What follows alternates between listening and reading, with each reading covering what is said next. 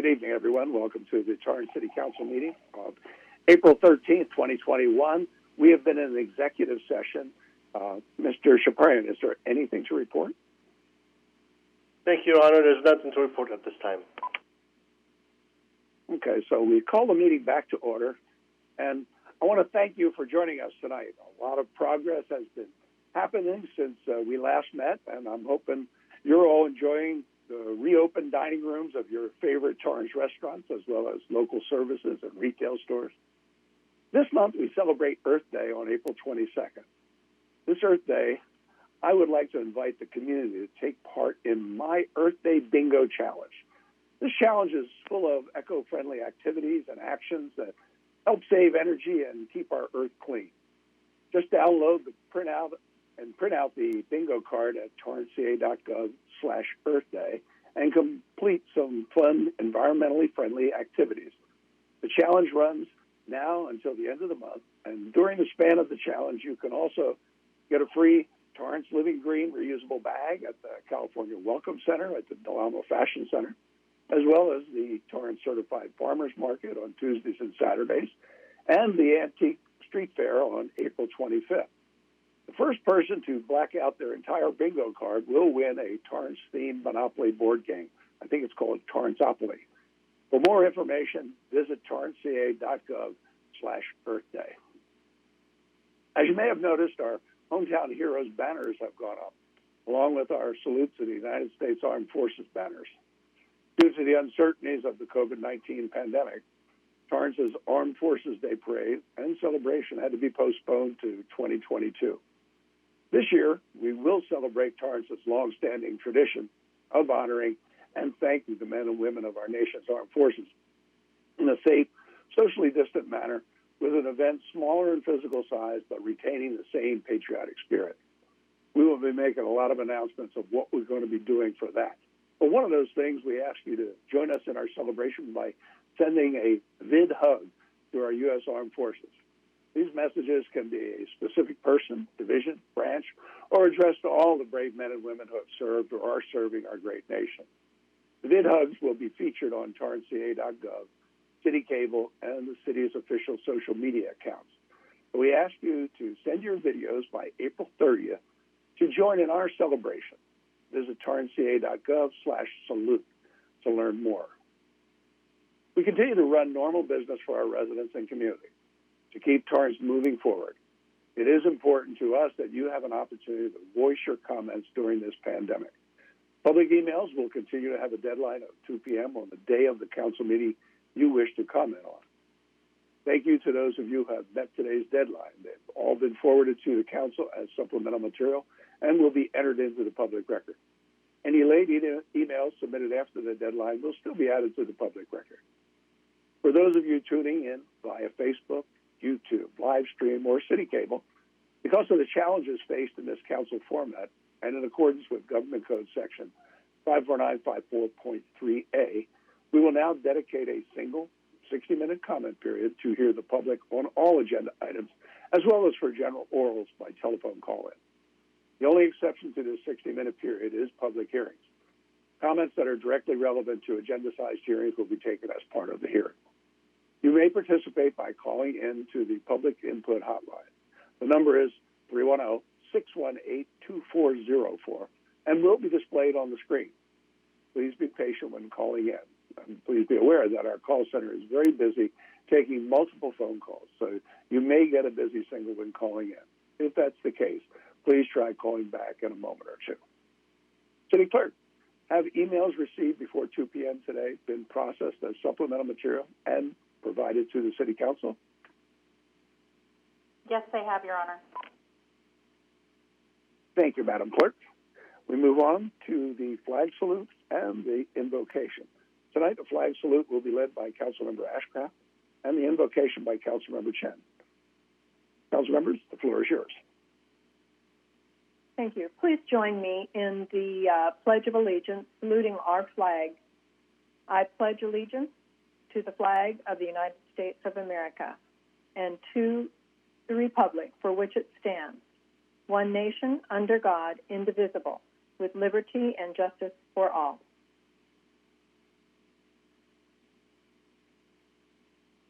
Laura, thank you for the opportunity as we gather once again to deliberate and make decisions as representatives of our city. Give us clarity of mind to review facts and data, understand all issues before us, and pursue what's best for the entire community.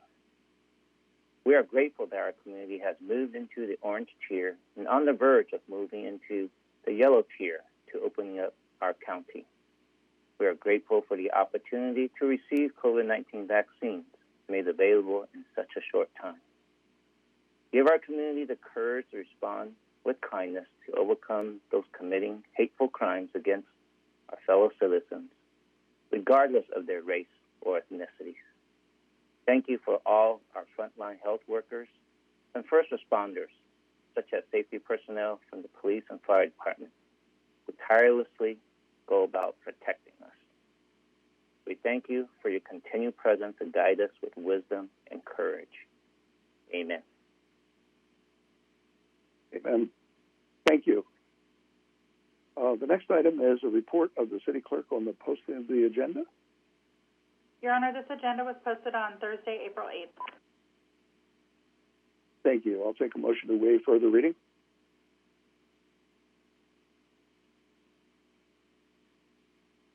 Councilmember Matucci. So moved. Councilmember Kalani. Second. Start voting, please. Your Honor, that motion carried unanimously. Thank you. Announcement of withdrawn, deferred, and/or supplemental items. Mr. Shaparian. Thank you, Honor. Adam Chaparian, City Manager. We have item 7, all communications for supplemental materials. Item 8D, award vending services agreement to provide beverage vending machine services at city facilities. Item 8E, receive update on interdepartmental transfer and future operations animal control, approved budget transfer. Item 8F, award contract service agreement for integrated library system for Torrance Public Library. And lastly, item 9C, budget overview session 1 of 3 for 2-year 2021 to 2023 operating budget and 5-year 2021 to 2026 capital improvement plan. Thank you, Your Honor. Thank you. We have no council committee meetings or announcements, which then we move on to community matters. Item 6A is a resolution number 2021-30. Councilmember Ashcraft, would you do the honor of reading this for us?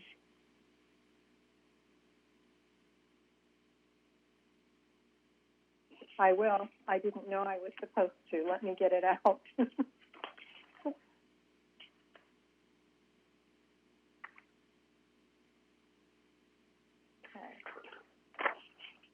This is Lisa, right? Yep. Okay. Whereas Lisa Ladon began her career with the City of Torrance on February 11, 1985, as an employment and training clerk for the Private Industry Council, which was part of the Personnel Department.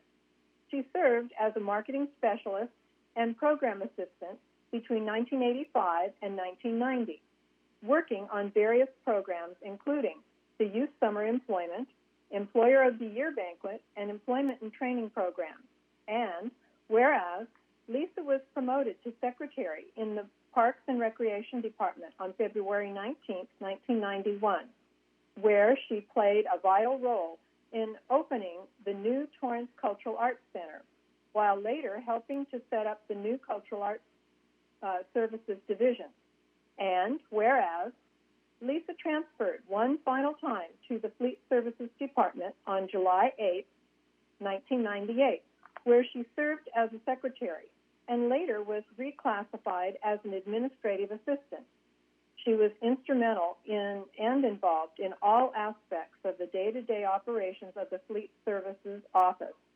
Fellow coworkers, supervisors, and managers often sought Lisa for her extensive knowledge and experience.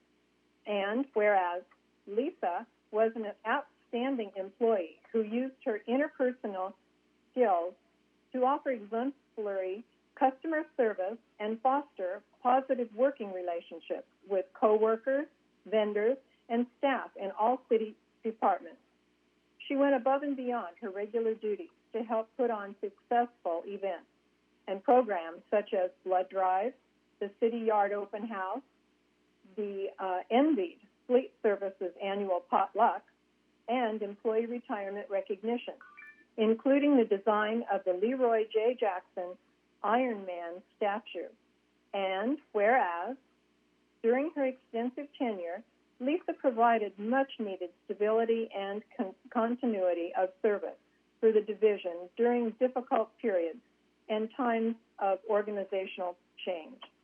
She helped the city transition numerous times through different financial, payroll, personnel, and fuel management systems, which sometimes included programming new fuel cards for more than 600 city fleet vehicles. And whereas Lisa's tireless work helped enrich the lives of Torrance residents, and her great sense of humor created an upbeat environment for her coworkers. Lisa retired from city service on April 10, 2021. She will be dearly missed by her customers, friends, and colleagues for her cooperative, cheerful, and positive attitude, as well as her generosity, commitment to excellence, and love for her profession. Now, therefore, be it resolved that the City Council of the City of Torrance, California, does hereby commend, honor, and congratulate Lisa Ladon for her dedicated, rewarding life in her retirement and adopted this 13th day of April 20. Thank you, Mayor. Sean Maker, Dean of the Cultural Arts Center, and really saw its inception and got it right. And thank you, Lisa, for all your years of 36 years of service. Resolution number 2021-30. Thank you. Both of those at a later date. Takes us to proclamation declaring the week of April 11th through the 17th as City of Torrance. Councilmember Goodrich, did you get that text message? I have the proclamation ready to go.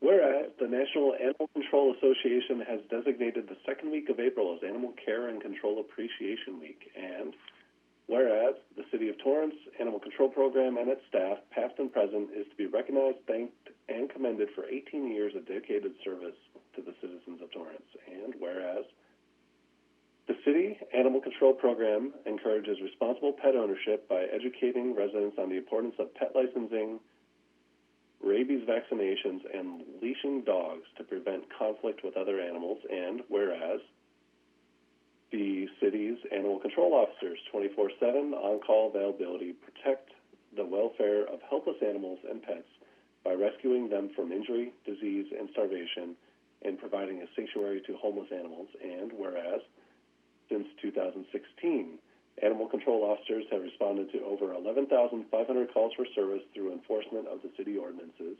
And whereas the Animal Control Program is focused on improving public health, safety, and quality of life in the community with an emphasis on creating an environment in which animals are welcome and included as integral parts of the community.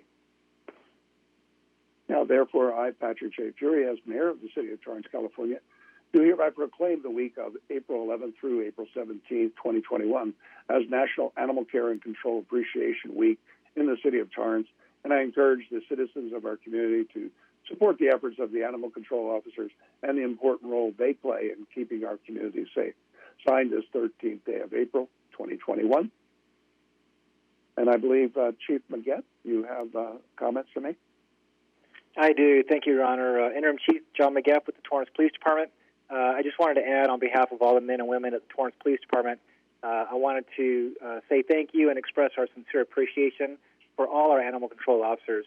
I had the privilege of being involved on the ground floor with the implementation of our animal control program. I was the personnel sergeant back in 2002 to 2004, and I had the privilege of hiring our very first animal control officers about 18 years ago.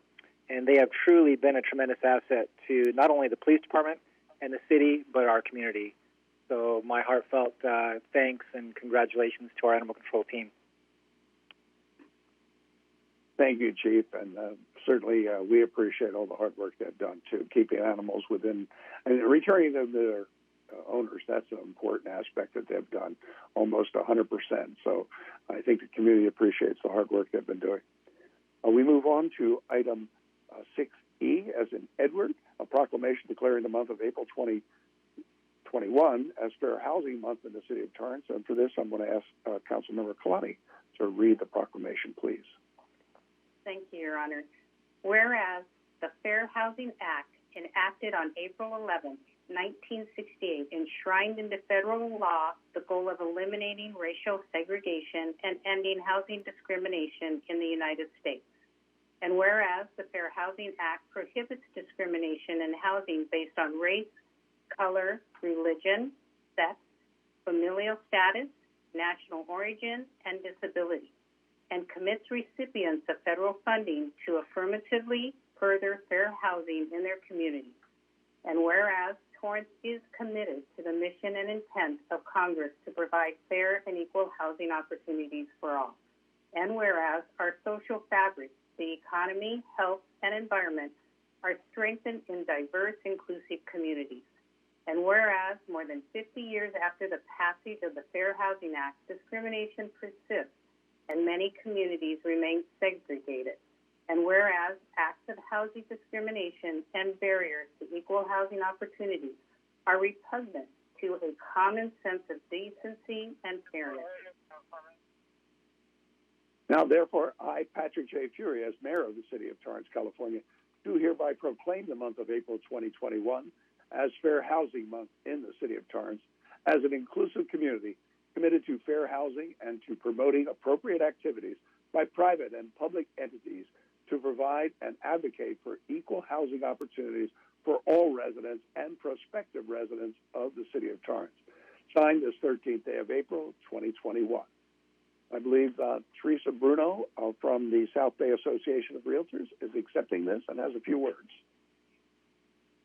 Yes, thank you. On behalf of the South Bay Association of Realtors, I'm humbled and honored to receive this proclamation to declare April as Fair Housing Month, and would like to thank Mayor Fury and the Torrance City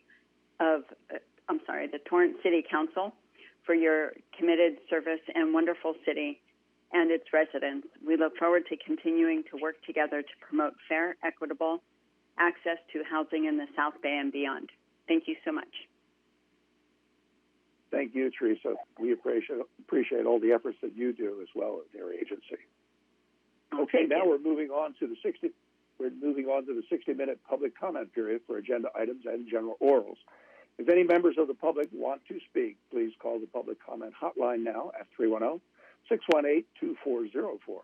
City Council Rules of Order, Section 6.4E, provides that speakers can only speak once. Any speaker that attempts to speak a second time on any item will be disconnected.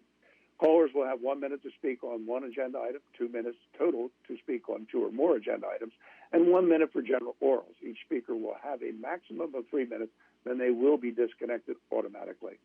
Please speak when prompted and state the number of the agenda item or items you wish to speak on, or if you want to make a general comment. There is a delay in the broadcast, so do not try to follow what you may be hearing on the broadcast. Please turn down the volume on your TV or viewing device and do not try to use Bluetooth or speakerphones. When speaking on agenda items, you must be on topic. We would like to get in as many speakers as possible. If you're not speaking on topic, or if we can't tell if you are speaking on topic, you'll get a warning to stay on topic. If you not then speak on topic, or if you go off topic again, you forfeit the remainder of your time, and we will move on to the next caller pursuant to City Council Rules of Order, Section 6.5 and Section 6.7B3 and B4. If there are no speakers waiting before the 60-minute period has elapsed, we will close the public comment portion of the meeting. Please note that the council orals will still take place at the end of the meeting. And turn this over to the call center. Thank you, Mayor. I'll begin to fetch in the calls.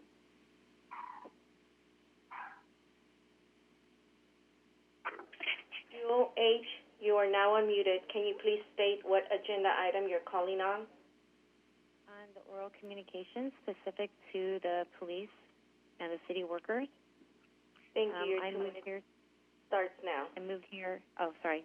Go ahead. Your 2 minutes starts now. Okay.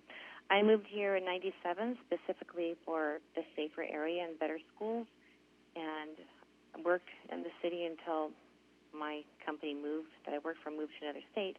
And our house was recently broken into about 2 years ago, and I just was so thankful that the police came from Torrance to take care of my son, who walked in on what was happening with 3 men that were in our house.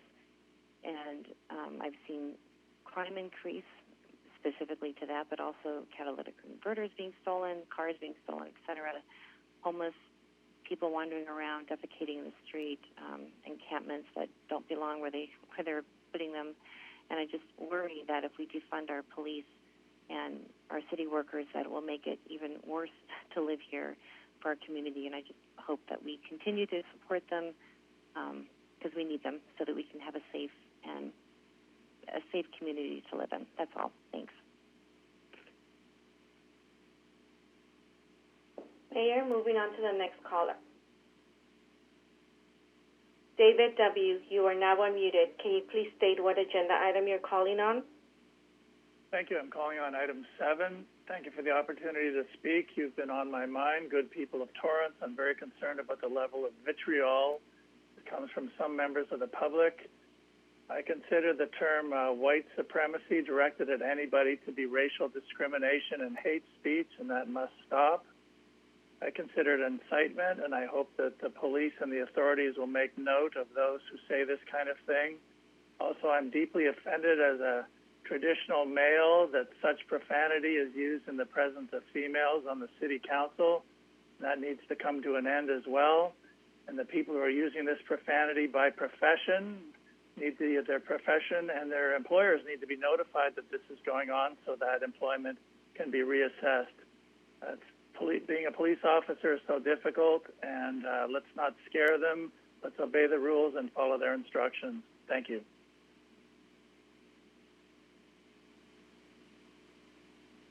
Mayor, moving on to the next caller. Dory M., you are now unmuted. Can you please state what agenda item you're calling on? I'm calling to support our law enforcement and city workers. Thank you, ma'am. Your 1 minute starts now. Thank you.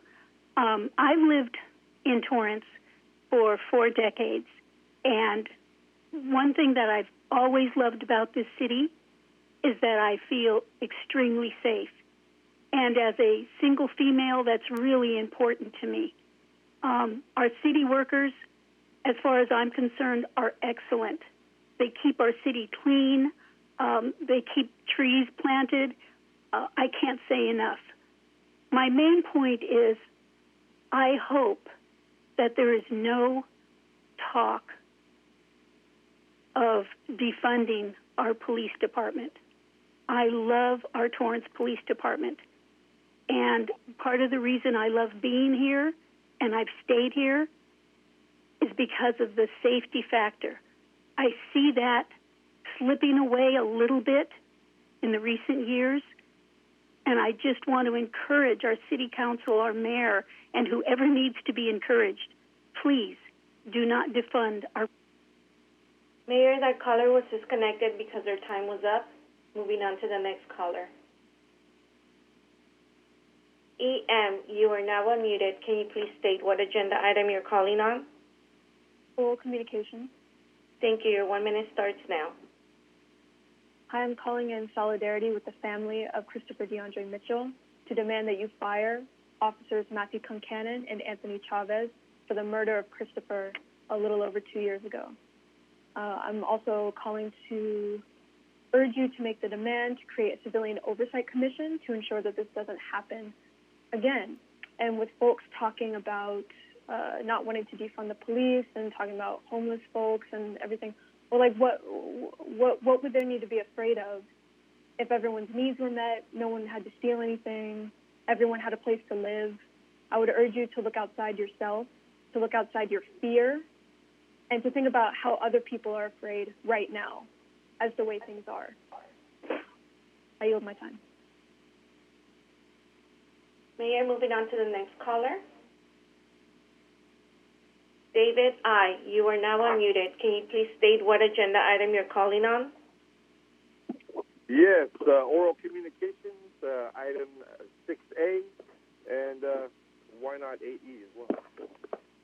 Thank you, sir. Your 3 minutes starts now. Thank you, Honorable City Council and Honorable Mayor Fury. We are AFSCME Local 1117. We are the 500 hardworking, dedicated, proud city workers who keep the jewel of the South Bay going. We want to thank you all for the hard work, the thankless work that you guys do. And you know what? You guys are always getting tongue lashed, so I thought we would call and give you a little bit of love and a little bit of support. So we've been working this whole time. As long as we are working, the city keeps moving, and as long as the city keeps moving, things look normal. So when the trash doesn't pile up, that's us. When the water works, that is also us. So once again, we are behind the scenes, happily serving the wonderful city of this great, like I said, the jewel of the South Bay. The people are great. The workers are great. I'll even say Aram, city manager. We'll give him one. He's great. We at TME, all the small businesses, and you know what? Our police are great. We stand in support with our local Torrance police. Thank you all for all the work you do. Thank you for the citizens and the small businesses. And Lisa Ladon, I worked with her for 15 years. She's retiring, and she is awesome. And also, we hear you, citizens. You guys all called and are giving us shout-outs and props. You guys don't see us, but we see you, and we love you. Thank you all for everything that you guys do. Thank you. All right. Mayor, the caller disconnected himself. Moving on to the next caller. Harold G., you are now unmuted. Can you please state what agenda item you're calling on? Oral communications. Thank you. Going to discuss the next event with the Torrance Theater Company. On April 24th, since we all like a freebie, here's a freebie for you. Saturday, April 24th, the Torrance Theater Company is going to present a few of our favorite sings, not songs, sings. It's a virtual showcase of music reflection and a hopeful glance to the future. We'll be able to have some performances from the past, sneak peeks at some of the upcoming shows, and exciting news about the upcoming season in our downtown Torrance theater at 1316 Cabrillo. During this time, last year we had a lot of online, virtual events, a lot of theater, and now we're looking forward to some in-house theater events coming the next few months. So please share this information. Mayor, the caller was disconnected because their time was up. Moving on to the next caller. JL, you are now unmuted. Can you please state what agenda item you're calling on? Yes, oral communications and April 22nd for fair housing. Thank you. Your 2 minutes starts now. I want to uplift the demands of Christopher DeAndre Mitchell's mother, who is demanding the firing of Anthony Chavez and Matthew K. Cannon, two murderers who took the life of her only child, without a second of a thought. As we continue to demand this every single time, we also have to endure, this mother has to endure, the white supremacists that keep continuing to call in and show their overall disregard to black lives continually happening. White supremacists, lovers, and outspokeners are upset when we use the word white supremacists, but they continue to show their true colors. So maybe if you do not like what we are saying, try something different. Maybe read a book, How to Be Anti-Racist. You could start there. By the fair, where are you talking about fair and fair rent and stuff? Please be mindful that that also comes with the safety of people that live in these homes. Safety in communities does not look the same for each of us. For the marginalized, our actual safety comes with a double crossing with police brutality and killings. these police officers do not keep us safe because they are inherited not to. They have been rooted in white supremacy to never look out for the marginalized people because that's not what is intended. It's intended to always criminalize us or put us 6 feet under. So I am standing and demanding a civilian oversight so that we can make sure that Mayor, the caller was disconnected because their time was up. Moving on to the next caller. Gabby F., you are now unmuted. Can you please state what agenda item you're calling on? General comment. Thank you. Your 1 minute starts now. I am a Torrance resident. I also have my business in the city of Torrance, and I'm calling to support the police department. I believe that justice is restoring order, not furthering chaos. And that's what we're seeing right now. And I hope that all the people with good intentions remember that when they support a cause or a group.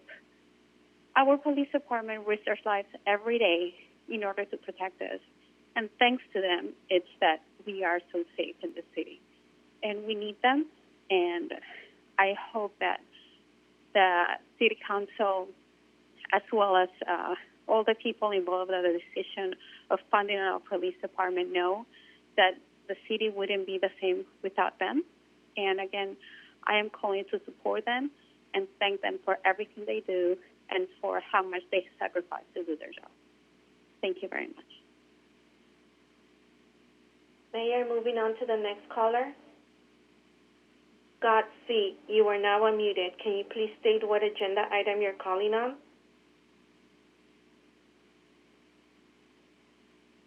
Scott Hi, C., are you still on the line? Yes, I am. Thank you very much. That was faster than I thought. My name is Scott Carter, and for 35 years, I've had an insurance business in the South Bay. Most of my business is in Torrance, and I want to thank the police department for doing an outstanding job last year during the riots that tried to filter into Torrance when there was no reason for them to be here. Also, I want to recognize the Torrance Fire Department that helped out, the Public Works Department, and the Torrance Transit Department that coordinated under the police with the city councilman and the mayor that also helped make the damage be very slight for our fair city.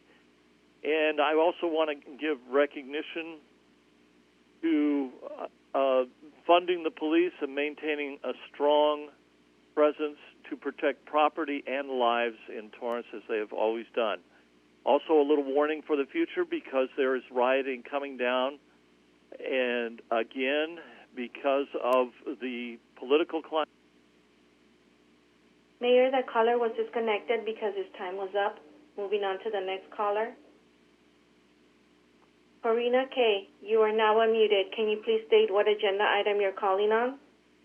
Hello, I'd like to speak on oral communications in 6E. Thank you. Your 2 minutes starts now. Thanks so much. In regards to 6E, I recall the city council discussing how you guys' views were more important than actually building affordable housing. So how is it that you're dedicating an entire month to fair housing, to any kind of inclusion, when you literally said we are going to lobby against any kind of oversight in having to provide affordable housing in the city of Torrance? You guys are bold-faced liars right there, so we definitely need to name that. In regard to oral communications, I'm calling again to uplift the demand to fire officers Matthew Concannon, Anthony Chavez, who are complicit and pulled the trigger in the murder of Christopher DeAndre Mitchell. I stand with Sister Sherilyn, who is a Torrance resident, who is your resident, and who you failed to protect. Okay, so you want to talk about who you do protect, let's talk about who you don't protect, because that's your weakest link. This is a black mother who is mourning her son, and you guys fail her over and over again. So for all the people who think that does the police department killing Christopher DeAndre Mitchell make you feel safe? You know, so for all the people who support the police department, I hope that white supremacy kills your child and that the people who commit the crime get raises. I'll say that again. For all the people who support the police department, I hope that white supremacy kills your child and that the people who commit the crime get raises. That is what happened to Christopher DeAndre Mitchell. We will not stop uplifting his name. You will not invisibilize him. You will not invisibilize Sister Sherilyn. We demand justice. Create an oversight commission. And if you don't like profanity, fuck you, fuck the Torrance City Council, and fuck all white supremacy. And fuck your fucking sham of a city that does anything idealistic. You serve your own interests and you don't serve the people. So fuck you. Mayor, that caller was disconnected because her time was up. Moving on to the next caller. Julia R., you are now unmuted. Can you please state what agenda item you're calling on? Yes, general oral 4D and 6E, please. Thank you. Your 3 minutes starts now. I cannot believe you have the audacity to bring a police officer onto this meeting to laud the merits of treating animals with respect and dignity and fucking ethics. Those same police officers who murdered a living human being, one of your community members. And to follow that ridiculous, performative bullshit about housing equity. What is wrong with you people? You do not act. You do not act. For over 2 years, you haven't fired the murderers of a neighbor of yours from a position where they will most definitely misuse those highly touted ethics again. You talk and you talk and you talk every meeting. What is it about your own voices? I just hear scratching when you speak, just garbage, reeking of lies. Oh my God, oh my. And it is so interesting how all of these self-touted white supremacists calling in today, yes, these same people that you align with are calling in today, calling themselves white supremacists, and they're calling in after another deadly shooting in Minneapolis. Christopher is our George Floyd. He is our Dante Wright. In 15 seconds, are you kidding me? You can shoot a sleeping man you can decide that a sleeping man is a danger to you within 15 seconds? Goodness gracious, you are hateful people. I am so ashamed of you, so deeply disgusted by how much you let your fear and hate take over your small mind. Christopher's life mattered. His relationship with his mother mattered. Each time another horrific murder happens, she has to live with that again. No, not even that. Every day she has to live that. He was her only son. Do any of you on the council have children? Do any of you calling in have children? Fuck you guys. Fuck you. You are hateful people. Fire Concannon and Chavez. Create a civilian oversight commission so we can have a mere check and balance in this fucking broken system. Fuck you. Black Lives Matter.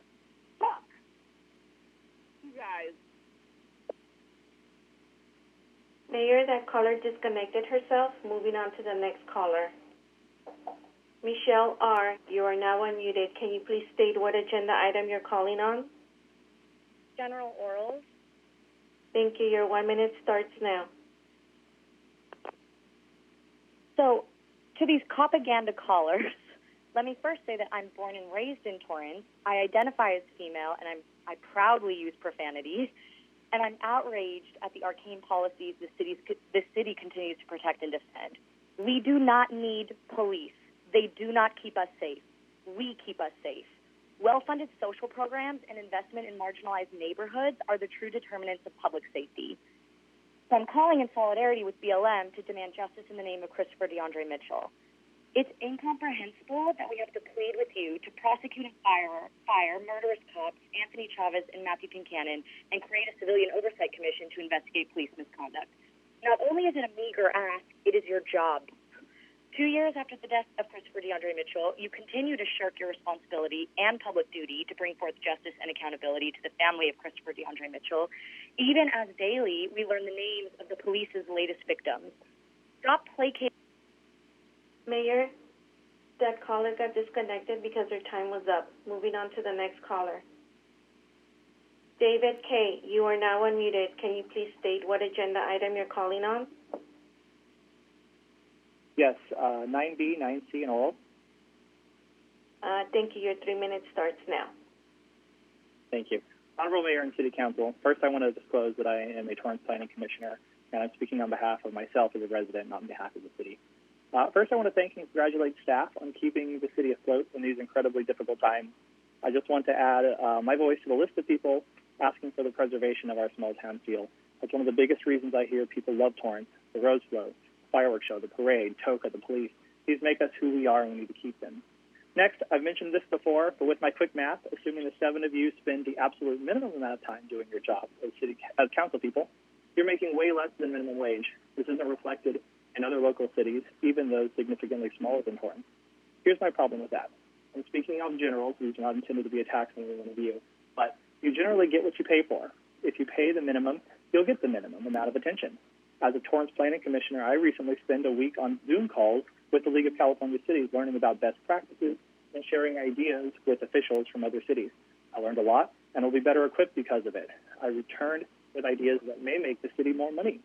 But attending those meetings was at a personal sacrifice of time and money that I could be earning in other ways. I can imagine that the opportunities presented to you are multiples of those presented to us as commissioners.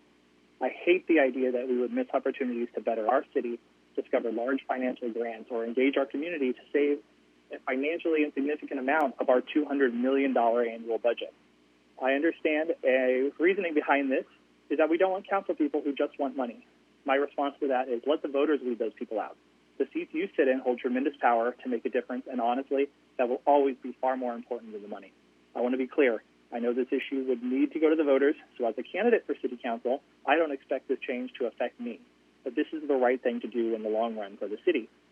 Look at this and previous councils. Look at current candidates. An unretired, not independently wealthy individual is few and far in between. It's just difficult to justify the personal financial sacrifice this job requires.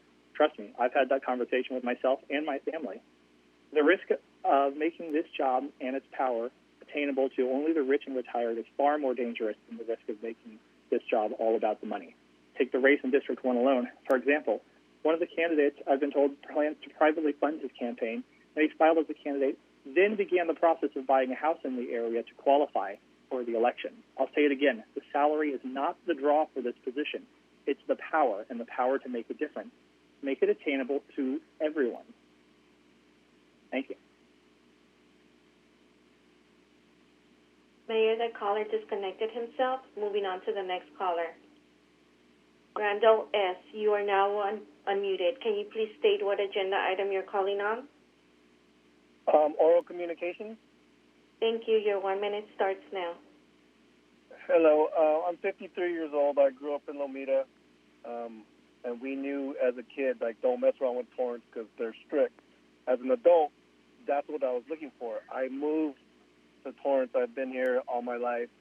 I've been here through the Rodney King riot, and I've seen how the police department, they guarded our borders to keep us safe. I've seen during this pandemic how they protected the city with the buses, stopping people from getting into the Alamo Mall when there was threats of them coming in. I stand for the police. They may not all be good, so you can deal with the ones that aren't, doing what they're supposed to be doing. You can deal with them on an individual basis, but overall, we live in a safe city, and that's what we want, and we need the police department. And also, a shout-out to the City of Torrance workers. They take care of our city. They have pride in our city, and I think it would go down. Mayor, the caller was disconnected because his time was up. Moving on to the next caller. Cheryl Lynn, you are now unmuted. Can you please state what agenda item you're calling on? Oral communication. Thank you. Your 1 minute starts now. I am so hurt, and I'm so upset. You have to be murdered and your life stolen to make somebody else safe? How dare you? Really? My only child? I thought they were supposed to preserve life, not steal life. My son did not deserve this, and I demand justice in my son's name, Christopher DeAndre Mitchell. I will never, ever let you guys forget my son's name, and I will keep fighting till the day I die. They are not going to get away with murdering my son, and I hurt so bad daily people. You just don't know. And you think by murdering my son makes you safe? How dare you? How dare you? Really? Christopher didn't deserve that. Christopher posed no threat to them, period. Those trigger-happy killer cops murdered my son.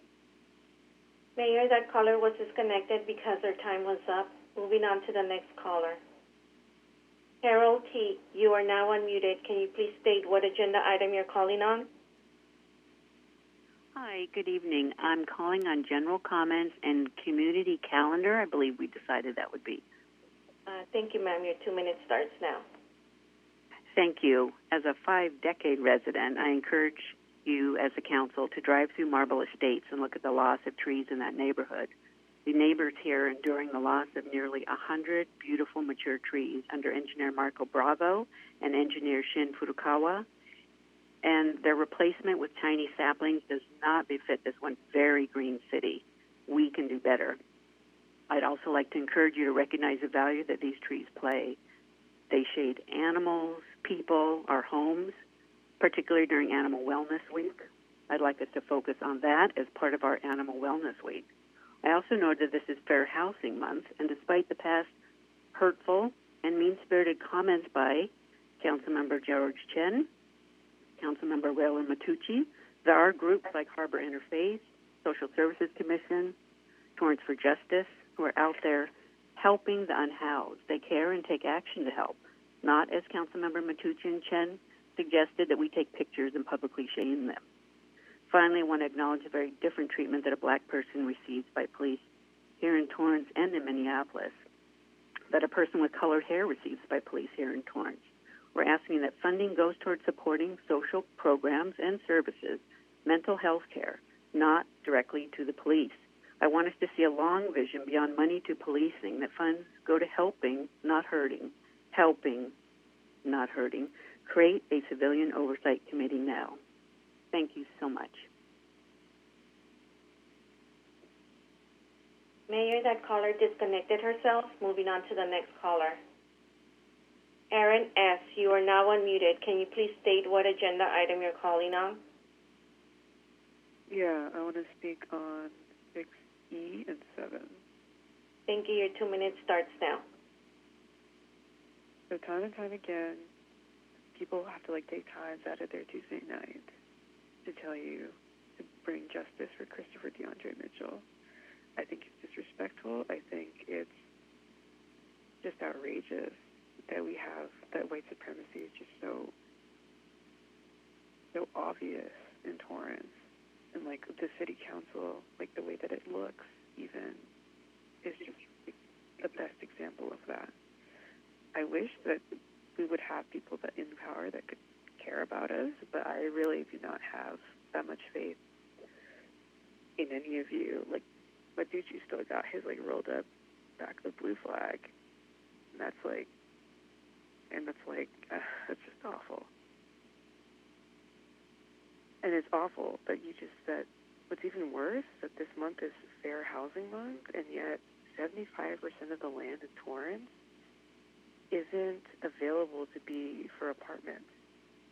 So we've got just a few apartments around. So that means only a few working class people can live there. And you know what? There's no rent control either. And so all those people are very vulnerable right now. Vulnerable, especially during the pandemic. And I don't see any of you rallying for them or connecting with your constituents. That's awful. You're the worst. Honestly. You need to, instead of, because it doesn't concern you because you're wealthy and you're powerful and whatever, you just sit there and you just pass on these resolutions oh, Fair Housing Month, and you don't even care. That doesn't have anything to do with you. You've got homes. You've got homes that you probably paid off the mortgage and everything. You've got generational wealth. Some of us don't. Some of us came from poor families. Some families that are still working to this day, and they're old. Mayor, the caller was disconnected because their time was up. Moving on to the next caller.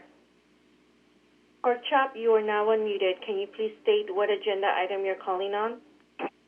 Yeah, but first, could you tell me if I'm going to be interrupted again?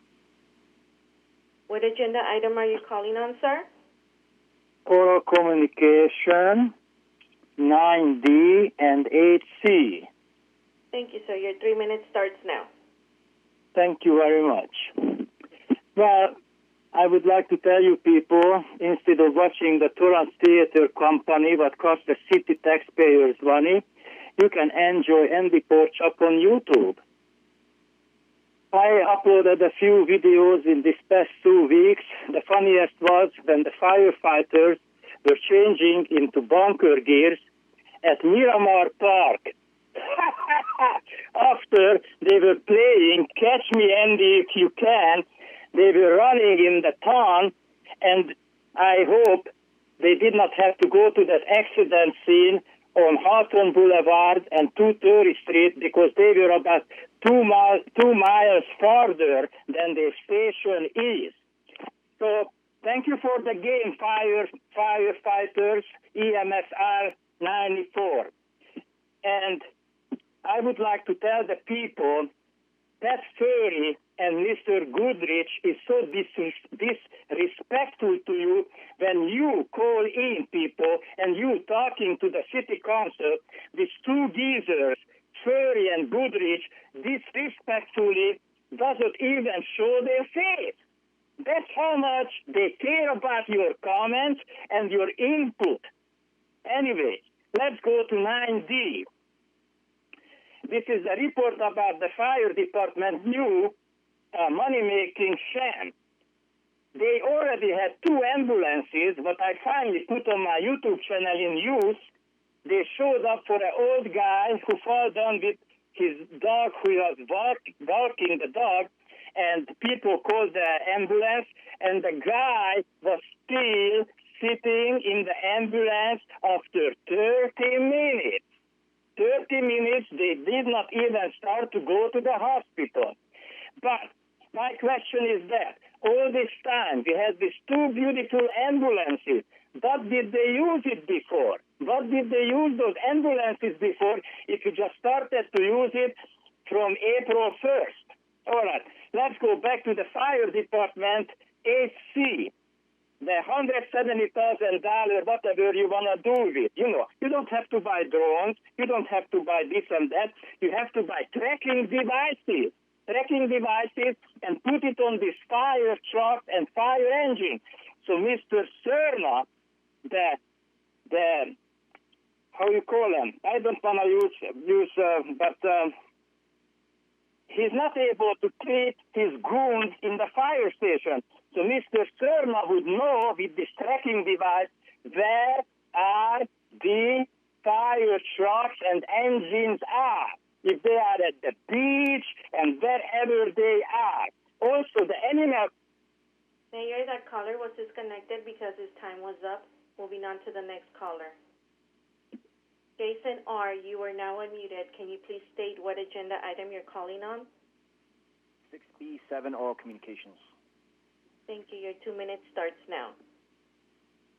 I am calling to shit in on this city, to shit on this cowardly city council, and to shit on these racist white supremacists that you have in your police department, your whole police department. It's not just, a couple bad apples. We demand justice in the name of Christopher DeAndre Mitchell. That starts with this council doing what is needed to fire Torrance PD officers Matthew Concannon and Anthony Chavez. What will it take for you to take this necessary step? These murderous pigs stole the life of Christopher DeAndre Mitchell and remain on your police force. Why? And we know that Anthony Chavez has the blood of both Christopher DeAndre Mitchell and Michael Lopez on his hands. And these murderers continue to roam our streets seeking out their next victim. We're also calling for a civilian oversight commission to be created to provide essential and needed oversight of the Torrance Police Department. How can this community trust you if you can't even meet this simple demand? I hear people are so offended by profanity. Fuck shit, fuck shit, fuck. Y'all don't keep that same energy when there's violence committed by police on a daily basis against black people, against brown people, and against unhoused people. 6B, fuck Eric Applegate. He helped former DA Jackie Lacey's office wash the blood of Michelle Shirley off the hands of Torrance police officers Dusty Garver, Scott Nakayama, and Jason Senna. Fury, what Nazi shit you got up your sleeves these days? You should resign. You're trash. The racist Santa. Also wondering, how's your son doing? How is he covering up your crimes these days? Like father, like son. and Matucci the douchey. How many of your friends do you have calling to this meeting? I was just wondering, why were you absent from the KKK White Lives Matter protest in Huntington Beach this past Sunday? We were looking for you. Also, I'm looking at your endorsements for 2020, your 2022 campaign. I see you list your wife at the top of the list. Fuck your wife. And I just want to also say, you said last summer that racism and hate does not belong in Torrance, so what the fuck are you still doing here? I see you've given yourself the nickname Mr. Clean, but a more fitting one is Mr. Crusty Ass DC Yeti. Black Lives Matter. Y'all gonna get that shit sooner than later. Fuck y'all. Mayor, that caller disconnected himself. Moving on to the next caller. Rick J., you are now unmuted. Can you please state what agenda item you're calling on? Oral. Thank you, sir. Your 1 minute starts now. Hi, my name is Rick Jacoby, and I'm president of the Dog Obedience Club of Torrance. And I want to thank the council and especially the Park Service Department, John LaRock, and especially Joyce Bell, our liaison, for getting us back up running. And I invite the council members and any city employee to come down on a Tuesday night after 7:30 and see exactly what the dog club does for the city of Torrance by getting the dogs to act properly within their families. I want to thank them again, and I'm hoping that the club has been here since 1951, and I'm hoping here for another 50 years. I won't be, but hopefully it will be. And again, I want to thank the city for allowing us to make our dogs better citizens for the city of Torrance. Thank you. Mayor, that caller disconnected himself. Moving on to the next caller. B.J. Johnson, you are now unmuted. Can you please state what agenda item you're calling on? Public comment 6E and 4D. Thank you. Your 3 minutes starts now. Hello, Klans members formerly known as council folk. I hope you all know that your leadership style is horrible, woefully inadequate, and inherently anti-black. So, to start off my comment, I'd like to say Black Lives Matter, defund the police, reimagine public safety, and end police associations. Specifically, my name is BJ, and I'm an Angelino calling in solidarity with Ms. Sherilyn in demanding that officers Anthony Chavez and Matthew Concannon be fired. Additionally, that a civilian oversight commission be created for the Torrance Police Department in accordance with what the grand jury recommended prior to when Christopher DeAndre Mitchell was murdered. You each have a responsibility because you swore an oath to protect and represent your constituents. That includes Christopher DeAndre Mitchell. That includes Ms. Sherilyn. That includes individuals outside of yourselves. So it's crazy to hear that individuals feel safe when there's more cops killing people in their neighborhood. But you might not see us as human. And that's really the problem, that we don't enjoy a shared humanity, yet you want to create a fair housing month and a controlling of animals decree in 4D, but you won't acknowledge that the lethal domestic terrorist force that you both employ and empower not only commits wrongdoing and evil, but has repeatedly violated your constituents.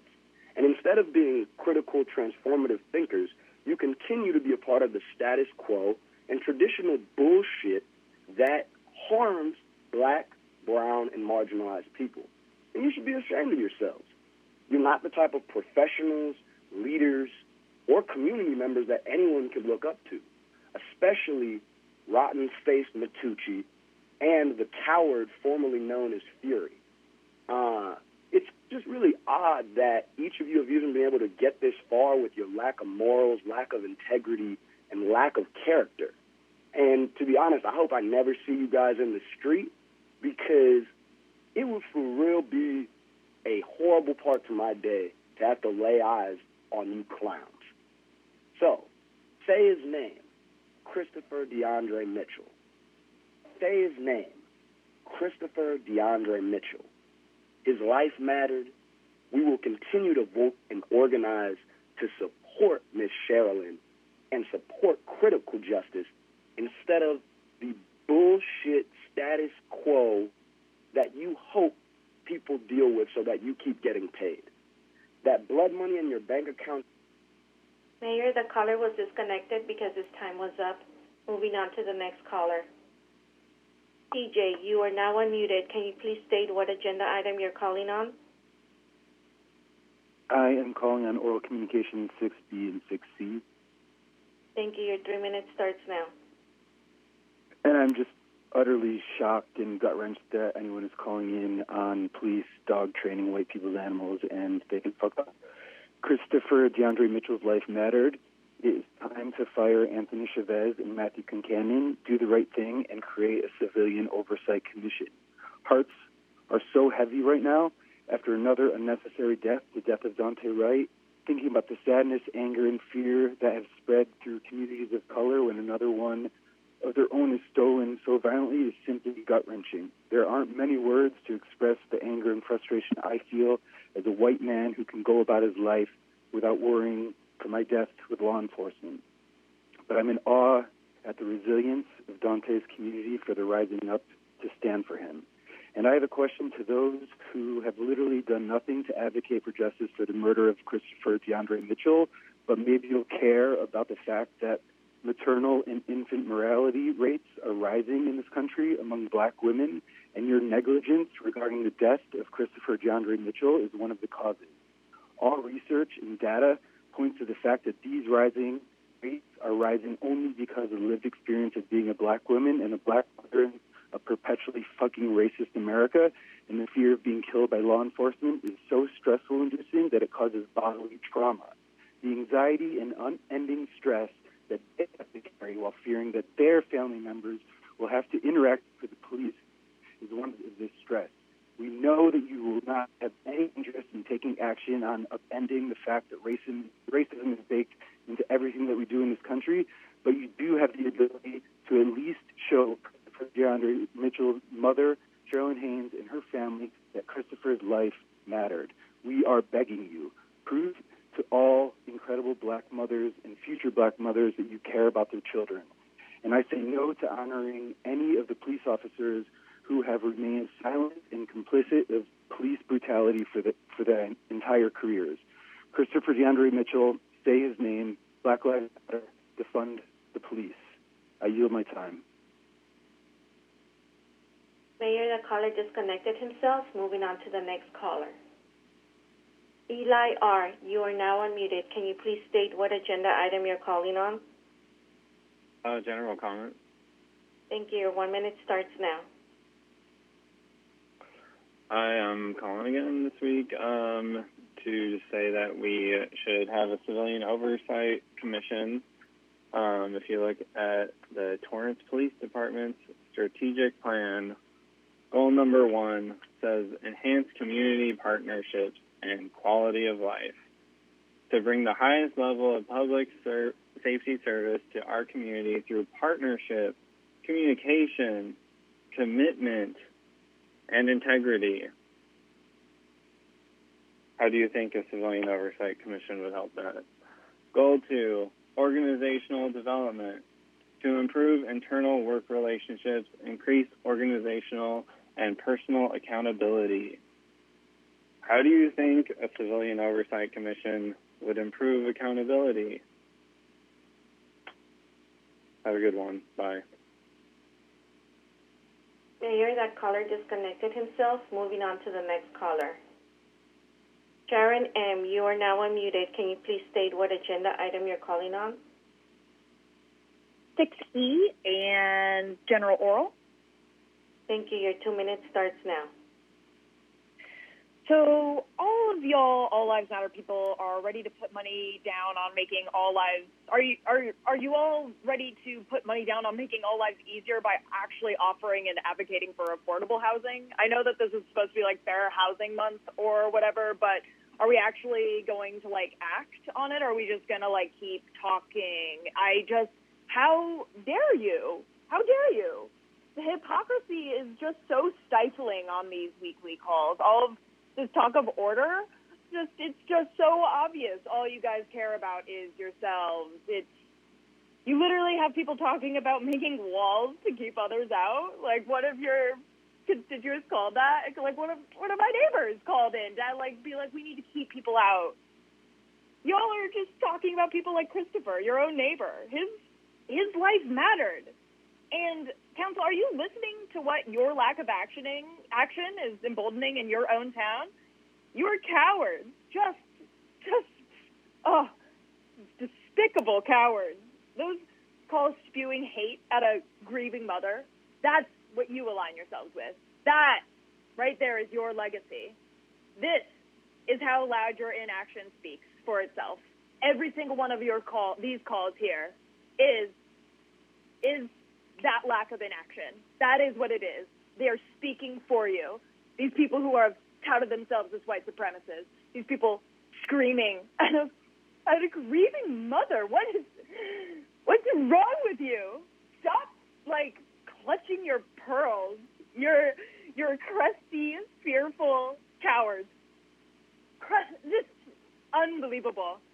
Start acting. Just be different. Be different than this broken system that you guys seem too scared of. What is it? Just do. Mayor, that caller was disconnected because their time was up. Moving on to the next caller. Anthony L., you are now unmuted. Can you please state what agenda item you're calling on?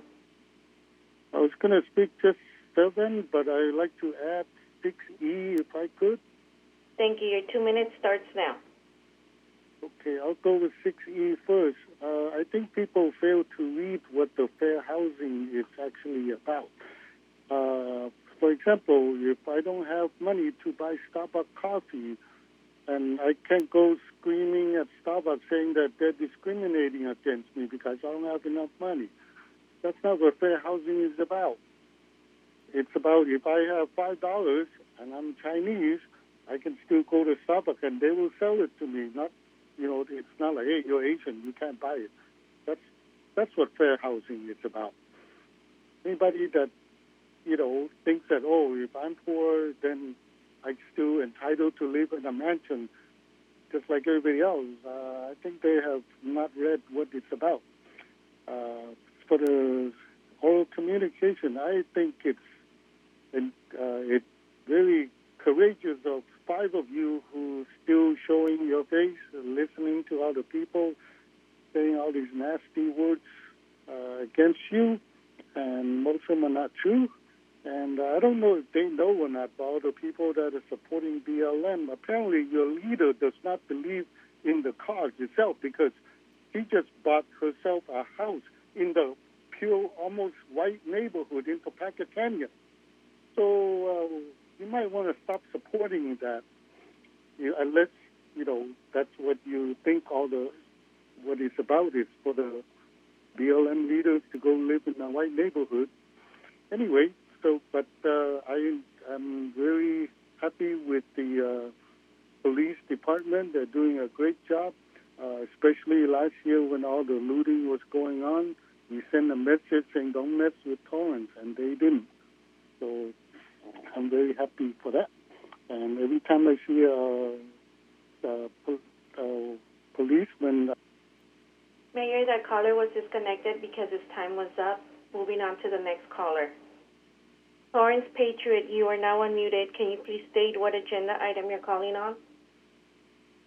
Hi. I am calling on, where are we, 6A, B and C, D, and orals. Thank you. Your 3 minutes starts now.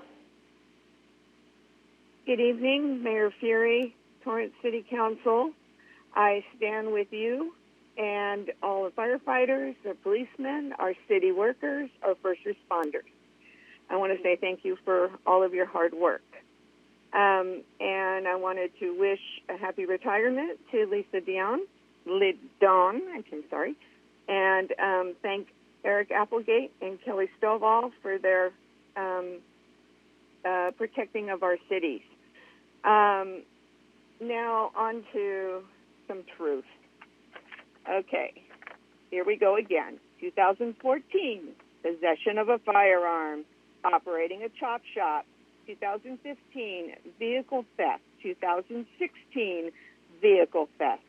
2018, trespassing, possession of burglary tools, possessing a controlled substance, and vehicle theft. And to lay truth to a statement that was uttered earlier, Mitchell was not sleeping. He had just pulled into the parking lot. So unless the guy had narcolepsy, amongst all of his other failings, he was not sleeping. So I think that caller ought to stop that little argument.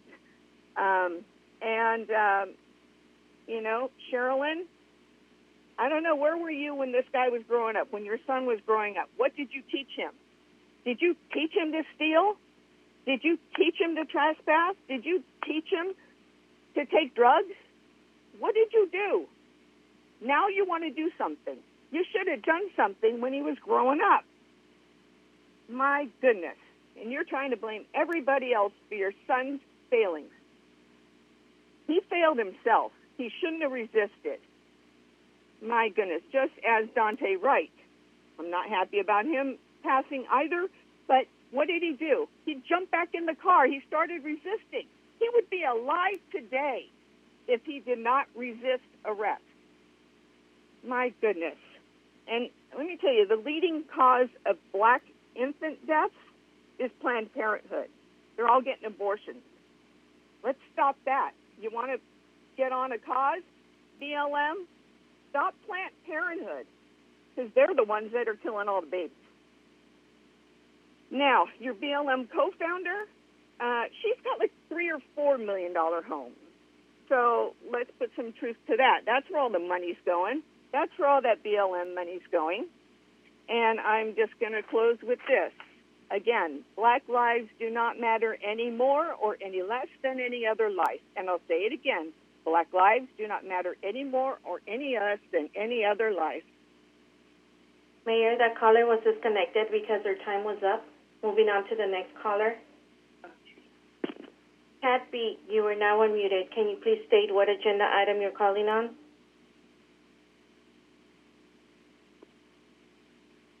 Cat B, are you still on the phone? Oh, yes. Sorry about that. What agenda item are you calling on, ma'am? I'm calling on 6E and oral communications. Thank you. Your 2 minutes starts now. I'm just going to digress real quick and just, say, Torrance Phaedra, you're so fucking mad, and it's pathetic. We all know you're either a cop or you, suck cop dick on the regular, hun. You're so fucking mad. Did your parents teach you to hate? Did your parents teach you to be a white supremacist? Did your parents teach you to attack a grieving black mother? Because that's just fucking disgraceful. Your parents really fucked up. But that's enough of that. Anyway, justice for Christopher DeAndre Mitchell, fire officers Anthony Chavez and Matthew Concannon, and establish a civilian oversight commission. We've been saying this for over 2 years. Do your fucking jobs. You come out with this cute little Fair Housing Month thing, which would be great if you weren't so, known for just empty lip service. Are you actually going to invest in fair housing? Are you actually going to divert money from your corrupt, murderous police department and put it into creating accessible, easily affordable housing for all of your constituents, all of your residents? Are you going to actually work to decriminalize unhoused people and help them get housing and resources that they need, especially considering that black people and people of color are particularly vulnerable to houselessness and poverty, as well as being particularly vulnerable to your corrupt, murderous-ass police department? Are you actually going to invest in your community for a change? Or are you just talking more empty shit? It would be nice to see you actually do what you should do for once. Invest in your people. Get your corrupt-ass officers off the force and establish a civilian oversight commission. That would be great. We would love that. Switch it up. Do the right thing for once in your life. Mayor, the caller was disconnected because her time was up. Moving on to the next caller. George A., you are now unmuted. Can you please state what agenda item you're calling on? Oral communications. Thank you. Your 1 minute starts now. Hi, I was just calling to support City of Torrance workers, everybody from the sanitation, transit, water department, parks, library, everybody in between. The city is always looking good. I'm proud that these people wake up every morning wanting to improve the city, keeping it clean. I also need to thank the council people, everybody that supports city workers. And we need to fund our police department and our fire department, make the city even greater than it is. Thank you. Mayor, that caller disconnected himself. Moving on to the next caller. Mary G., you are now unmuted. Can you please state what agenda item you're calling on? I'm calling on orals and 6C and 6D. Thank you. Your 3 minutes starts now. Hi, I just wanted to say how sorry I am that all the Torrance residents and specifically the Torrance Council has to listen to this spew from these people and the way they speak to get their points across. It's unbelievable. I'm really happy about all the work that's being done to the city of Torrance. Thank you, Aurelio. I really appreciate it. And I wanted to say a special thank you to our police department because they have had their hands full in this last year. I've witnessed some of these car chases and other such things that have happened in our neighborhood. And I feel so good that we have such a good police department that they are supporting us and doing their best to protect our city. As far as the fair housing, I'm all for it. I really hope that we can help the homeless people that have gravitated into this city and that they will take the help. But if they don't, that something will be done about them. They cannot live and park on bus benches and just be a nuisance in the city either. I wanted to say thank you to those police officers that are retiring. I appreciate your service to our city for the last 26 years. And most of all, I wanted to say something to the mother of DeAndre Mitchell. I'm really sorry that your son lost his life, that he made such bad choices, that he continued to steal people's cars, and that he was found in a car with a gun. What exactly did you expect the police to do? If people would just respect the police and do what they're asked to do, they would not end up dead. Just like that kid, Dante. I'm sure that woman has to live with that for the rest of her life, and I'm sure she's very, very sorry. That's not what she put in the last 26 years to do. But he made a bad choice. And if everybody would just stop and listen to the police, they wouldn't be losing their lives. And furthermore, if you would just stop committing crime and get off your ass and get a job and an education, you wouldn't have to be tangling with the police at all. And all lives do matter, not just black lives. And I thank you, Torrance Patriot, for everything that you had to say. Thank you very much. Mayor, that caller disconnected herself. Moving on to the next caller.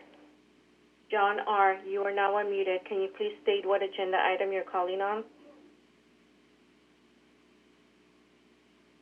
John R., are you still on the phone?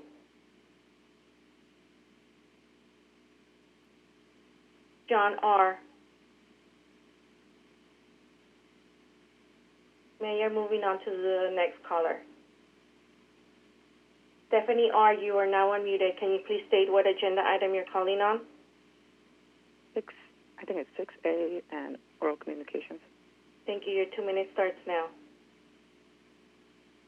You guys have a nerve to continue to try to honor officers who sat there and abetted criminals, actual murderers. You have a nerve to try to honor that. But this comes very classic of a white supremacist council that you guys continue to be. We have to sit here and listen to countless white supremacists call in and deliberately inhumanely cruel to the mother who lost her child. Many of you guys have the audacity to even come out your mouth and say that if we just pick up our bootstraps, then we will be fine. Fuck you. 90% of you motherfuckers could never even walk in our shoes. If you believe in this fucking Torrance Council, I dare you to stand in front of that police department with a Black Lives Matter sign and watch how quickly they'll fuck your ass up. Do not play with us. I am not here to endure the absolutely despicable lies that you continue to put on black people. Lies. If you want to talk about truth, how about we talk about the truth that in history, throughout, that this fucking system has deliberately picked out and lined up their pockets with deliberately figuring out ways to enslave black people. That's the fucking truth, you simple motherfuckers. That's the fucking truth, that they have, for years, have purposely put black people in chains, that they have purposely figured out ways to criminalize. Fucking walking down the street is a fucking crime to us. It's surprising to you guys because you can get to walk down the goddamn street because the police aren't looking for your asses. But best be damned, if you put on a Black Lives Matter sign, they will. Mayor, the caller was disconnected because her time was up, and this concludes the 60 minutes in oral. Thank you very much. To those people who were offended by the language that was put out by a number of people to call in, we've addressed it a number of times and explained the First Amendment allows people to use such language. It's unfortunate that those people think that they will get their point across like that, but it's way beyond our control, and we have to listen to it just like y'all have to listen to it. We move on to item 8, our consent calendar. Do any council members wish to remove any of the items on the consent calendar? Councilmember Kalani? I'm sorry. Yes, please. I meant to remove 8F. 8F as in 8F as in Frank? Yes, please. Hold on a second. Councilmember Ashcraft? I'd like to remove 8E as in Edward.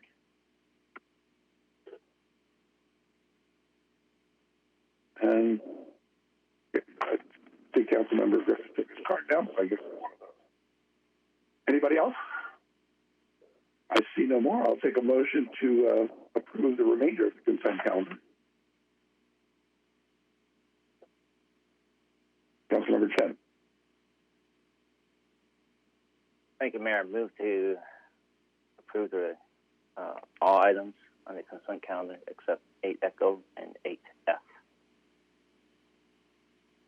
Councilmember Griffith. I second that. Start voting, please. Your Honor, that motion carried unanimously. Thank you. Item 8E is from Community Services and Police to receive an update on the interdepartmental transfer and future operations of animal control and approve the budget transfer. Councilmember Ashcraft. Thank you. First of all, I'd like to thank Mr. LaRock for answering questions, as well as Interim Chief McGath. I have some other questions, and I emailed them later today. I just didn't get time to see if they were answered. If not, I'm going to ask them now. Number one, I was concerned looking at the chart for the licensing summary that dogs licensed in the city of Torrance since 2015 have the numbers have gone down each year instead of up. So I was concerned. Talking with Mr. LaRock, who is new to our city and our animal control, there are going to be some new programs put in place to hopefully get more of our dogs licensed in the city. I think it's very important and imperative to do that. One of my questions relates to the Park Ranger program, which is also in this item. The concern is, I think that one's in here. When taking, well, maybe that one is not in here. Well, the question goes, with animal control going under the umbrella of community services, is there going to be the capability of our animal control officers to give the same citations that they have while they've been under the umbrella of the police department? Or are they only going to be able to give warnings when there are infractions for animal abuse or any other problem? That's my question. And I don't know if that would go to Interim Chief McGeff or to Mr. Shaparian, but are they going to have the same ability to do what they have done, our animal control officers, as they have done in the past? Thank you, Councilwoman Autumn Chaparian, City Manager. I believe Mr. LaRocque is on the line, and we have prepared so is Chief McGeff. We did prepare a supplemental to address your concerns. I'll turn over to them, and I can also chime in as needed. Thank you. Thank you, Mr. Chaparian. Good evening, Honorable Council, Mayor. John LaRocque, Community Services. Our supplemental number 2, which did came out not too much prior to your closed session, so you may not have had a chance to review that. But page 2 and the question you posed, Councilmember Ashcraft, with regards to what the authorities will be of the animal control officers under the Community Services umbrella, they will have what is called administrative citation ability. That is a citation that does not require interpersonal contact with an offender. It carries a fine which can be appealed, but it is not a criminal offense. If there is criminal activity witnessed or reportable by an animal control officer or a park ranger, then that is a referral that will be made to law enforcement for further follow-up. Okay, so that leaves me in my thoughts a little bit as to, number one, it kind of takes the teeth out of what they do and what they've been trained to do. And in seeing something that could be very detrimental to an animal or even a human, calling the police department if we don't have a police officer available because they're tied up doing something else that might be a higher priority, our animal control officers don't have the ability to handle it. I didn't know when we talked about this previous to tonight when it was on our agenda before.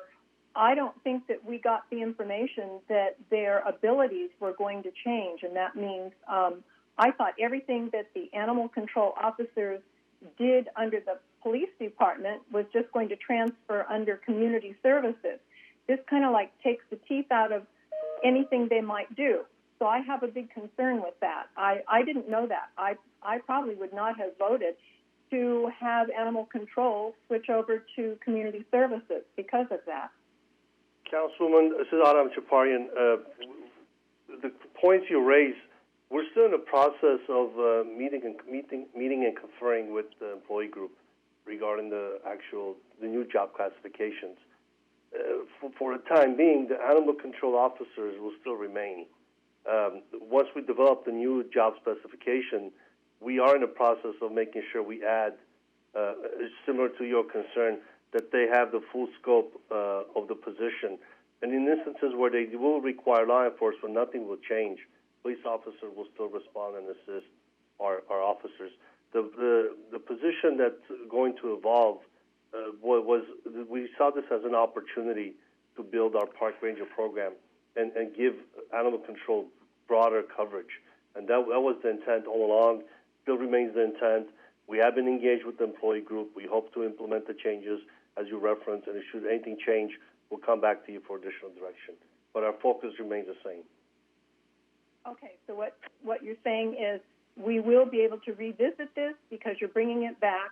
The designation of animal control officer will stay the same. They're not going to be becoming a park ranger, and park rangers aren't going to be becoming animal control people. The new classification, through attrition, we will have a new park ranger job specification, which will be broadened to include the scope of the current animal control officers. And that new classification will be updated with council approval. And we will blend the both programs as the officers, the current animal control officers, our intent is to retain their full scope while they're in our employ. But in the long term, as we bring the new classification, they will include the functions of the animal control officers.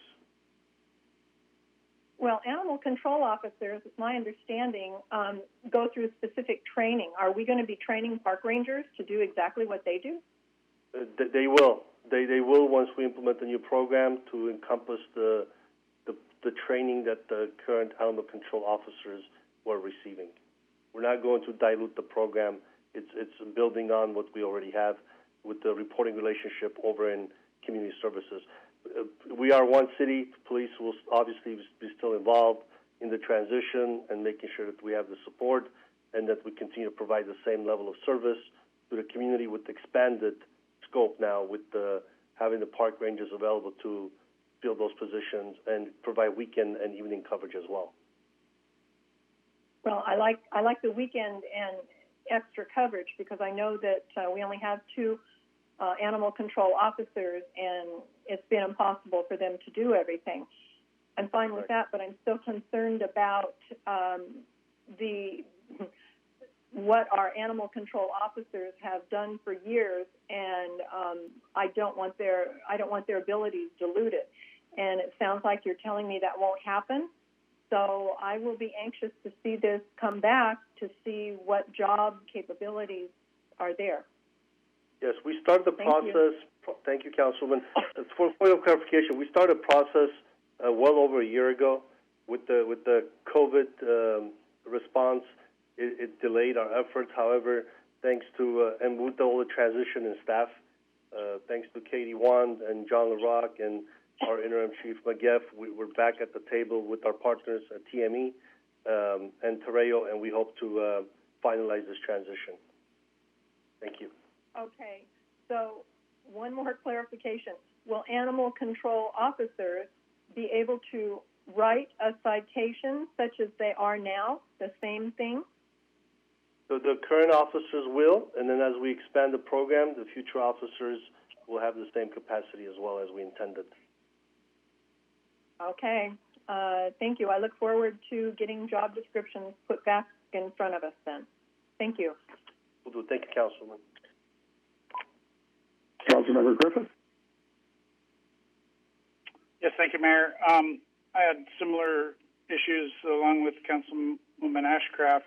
I, too, looked at that chart about the dog licensing decreasing year after year after year, and that goes contrary to what my own observations seem to be, is that there seems to be more and more dogs in our community and more situations where people have more than one dog in their household. This seems to be a phenomenon that I noticed, so that doesn't make sense with our licensing. And obviously that would lead me to believe that there's a lot of people that are not taking the responsibility of having their dogs licensed. And I'm wondering what type of education does or will the city be doing to remind people of their responsibility for licensing their dogs in the city? And do the providers of dogs, like the shelters and other retail stores that sell pets, do they have any mechanism for educating consumers about the need to license their dogs in our city? Good evening, Councilmember Goodrich. John LaRock again, Community Services. Our intention is to do just that. Griffith, sir. Excuse me, Councilmember Griffith. Our intention to do just that is to build those alliances with all of the partners that provide animal services and specifically dogs to our community members. So whether you're talking about box store animal services like Petco, all the way down to local shelters and veterinarians and so forth, as well as visiting with our homeowners associations to essentially give our stump speech about having them communicate to their constituents with regards to the requirements of licensing pets, dogs being required, cats being optional. Also the responsibility of dog owners to maintain their animals in a leashed and controlled fashion in our city's parks and open spaces. That all kind of goes into the same educational messaging so that as we move away from purely punitive to educative and supportive messaging, that's really the transition we're attempting to create here. And we have the opportunity in all of our parks and open spaces to provide static, regular messaging to all of the dog and pet owners in the city of their responsibilities, which lessen their liability as owners if something does go wrong between a dog-dog or a dog-human interaction, but also that, a dog licensing means that a dog has received its rabies vaccinations, and so that is also a lessening of an owner's liability. And so I think what we want to do is try and portray the positive nature of both licensing and vaccinating the dogs in the town, keeping our parks safe and humane for all users, including people with pets, and the responsibility to keep a neighborhood safe and sane by maintaining dogs licensed, trained. You heard from the dog training group earlier during communications. They are an internal partner for us to also help get this word out. We'll enlist them once the restrictions on interpersonal contact lessen. So we have a great deal of campaign ideas. We just, once we have the chance to take control and implement them, we will do so. Great. No, I appreciate that. That sounds great, and I look forward to that. And I also share the similar concerns about the enforcement abilities of our park rangers and those who will be ultimately replacing the animal control officers to make sure that they truly have the capabilities to enforce our laws in regards to animal care. So that's something I'll be very closely watching as well. Back on the licensing, do we require microchips as part of licensing? I don't have that information for you, Council Member, but we can certainly research and follow up. I appreciate that. And then also, is there currently a penalty for possessing a dog without a license? Yes, there is. If you'll on Supplemental 2, you'll see data provided by the police department in response to Councilmember Ashcraft's first question, and there is data there in terms of the follow-up on pet owners who had been cited for having unlicensed dogs, and the response rate of those owners to those citations to get dogs licensed. And there has been meaningful response to date on that front. So when the person gets a citation, what is required of them? To pay a fine, to license their dog at the normal rate, or is there an additional penalty? If they've received a criminal citation, then I believe there is a fine that they have to resolve. And then, yes, of course, they have to go through the normal pet data platform to obtain a pet license at normal pricing. Yes, I just would like to make sure that we maybe do have a policy in place. And if we don't, I'd maybe like that to be brought back for discussion to actually have a penalty, a financial penalty for possession of a pet that's not legally licensed in our city, and then maybe do some sort of a grace period during a course of education for the community, allowing them to get their pets licensed properly without penalty. And then after such a grace period, maybe we could then begin implementing a penalty. So I'd like that to be further discussed at a future meeting if possible. And also, if you could follow up with the microchip, that'd be great. I sure appreciate it. Councilman Griffiths, I do have Chief McGiff on the line. He's available to also provide some feedback. Chief? Yeah, Interim Chief McGiff here. I do have a couple of comments regarding those questions. So one of the primary goals of our animal control is to enforce the animal licensing, because that's the best way for us to be able to return lost pets to their owners. And so that's the primary goal of licensing. We do issue a number of citations for animals that are not licensed. Basically, if you haven't had a chance to see the supplemental, I can cover some of the highlights, but the main reasons or the main ways that we become aware of dogs that are not licensed is through barking dog complaints, rabies vaccinations, and then personal contact. So when we receive barking dog complaints, we have our CAD system where we can see if there's a dog associated to that location of the call, and if we can verify that the license is not current, then we make contact with the occupants, and we have a lot of success just with notifying the dog owners that we're aware that they have dogs that are unlicensed. Between 2019 and 2021, that system alone showed 175 unlicensed dogs, and after letters were sent, most of those 119 of those dogs were licensed. and so we only show 56 remaining that are unlicensed. We also have a program with a number of the local veterinarians, and so when the dogs come in for the rabies vaccinations, we get copies of those vaccinations, and so we check our records with those vaccinations to see what dogs in the city are not licensed, and then we also make contact with those owners as well to encourage that they get those dogs licensed. And then, of course, personal contact. If an animal control officer comes in contact with an unlicensed dog owner, they can be cited, and we get a lot of compliance. In 2018, there was 9,365 animal licenses sold. In 2019, there was 10,077. And then in 2020, 8,491 animal licenses were sold.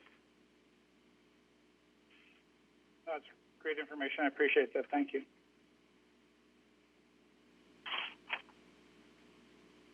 Councilmember Ashcroft. Thank you. I'll be very quick. Brought up another question. When Chief McGath said that with the phone calls, they've been able to look up the residences and see if the animal is licensed or not. What's going to happen when animal control goes over to community services? They don't have the same ability to look up addresses, or is there going to be a different software and a way to do that? Good evening, Councilmember Ashcraft. John LaRocque, Community Services. We're transitioning to a Comcate user platform for animal control officers and eventually the rangers to utilize both the mapping of residences and the information therein to be able to implement door checks on animal ownership, licensing, and so forth. It obviously is not the same functionality as the Spillman platform that police uses for obvious reasons of security clearance and privacy, but it is the most comprehensive platform that we could find to conduct our operations and mirror the standards that the police department have set to date. Okay, so they'll be able to look up the address where the barking dog is and see if that animal is licensed?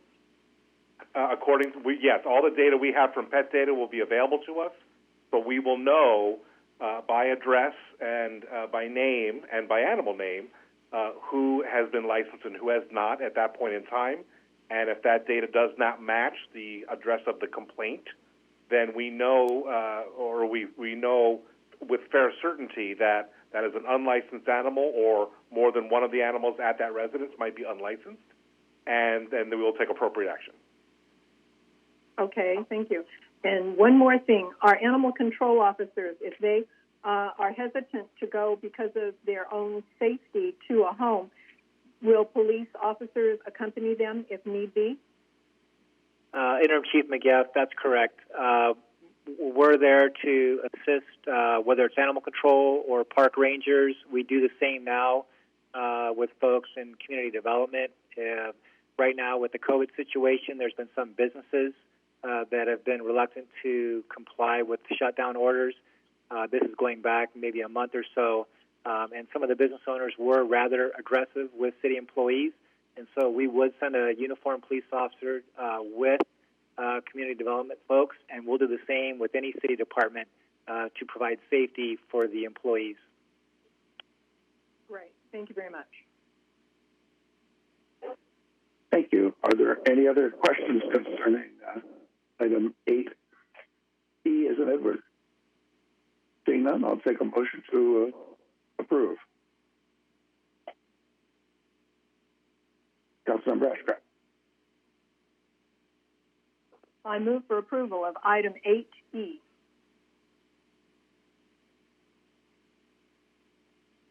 Councilmember Kalani. I will second that.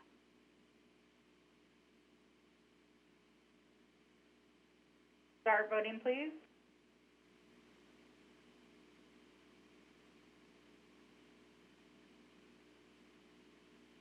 Your Honor, that motion carried unanimously.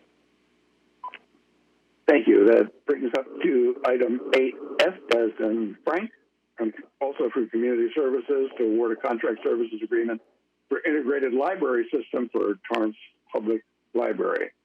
And I believe this was Councilmember Kalani.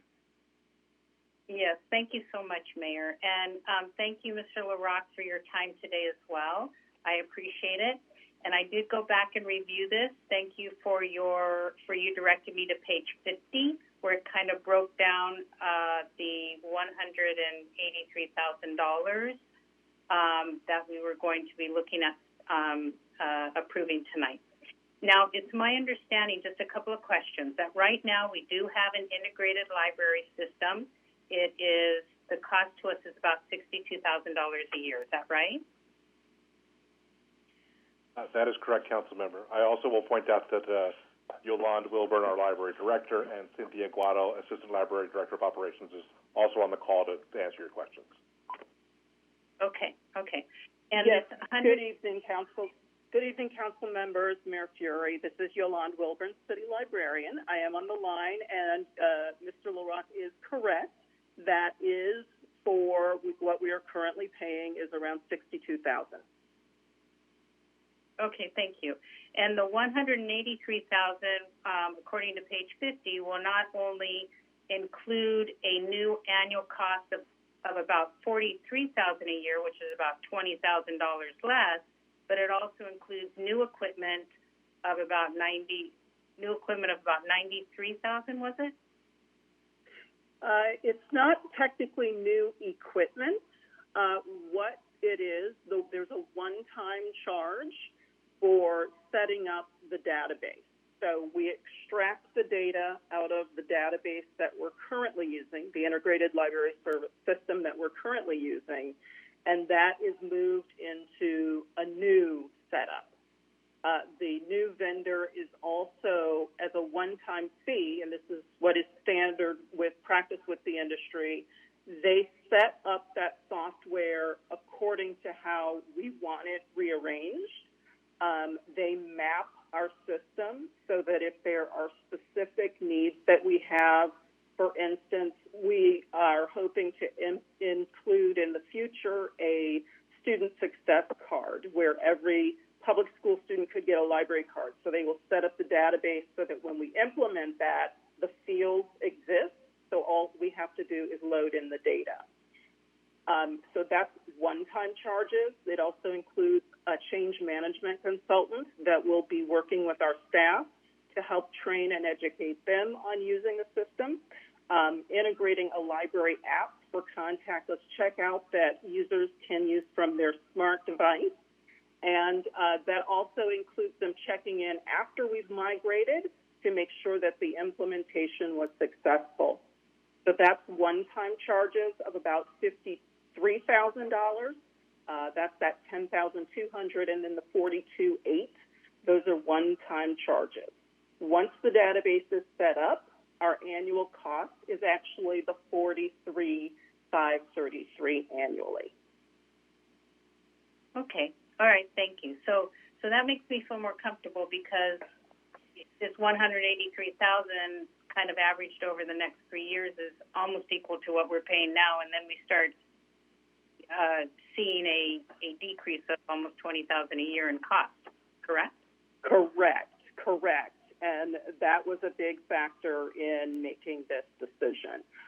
In the long run, it does save us money. As you can tell by all the different components that go into this and extracting data and setting up the database, this does take a lot of time. So it's not something that we really want to turn over in 3 years. It's something that we want to be able to work with long term. And so that $43,533 price annually is really a cost savings for us over time.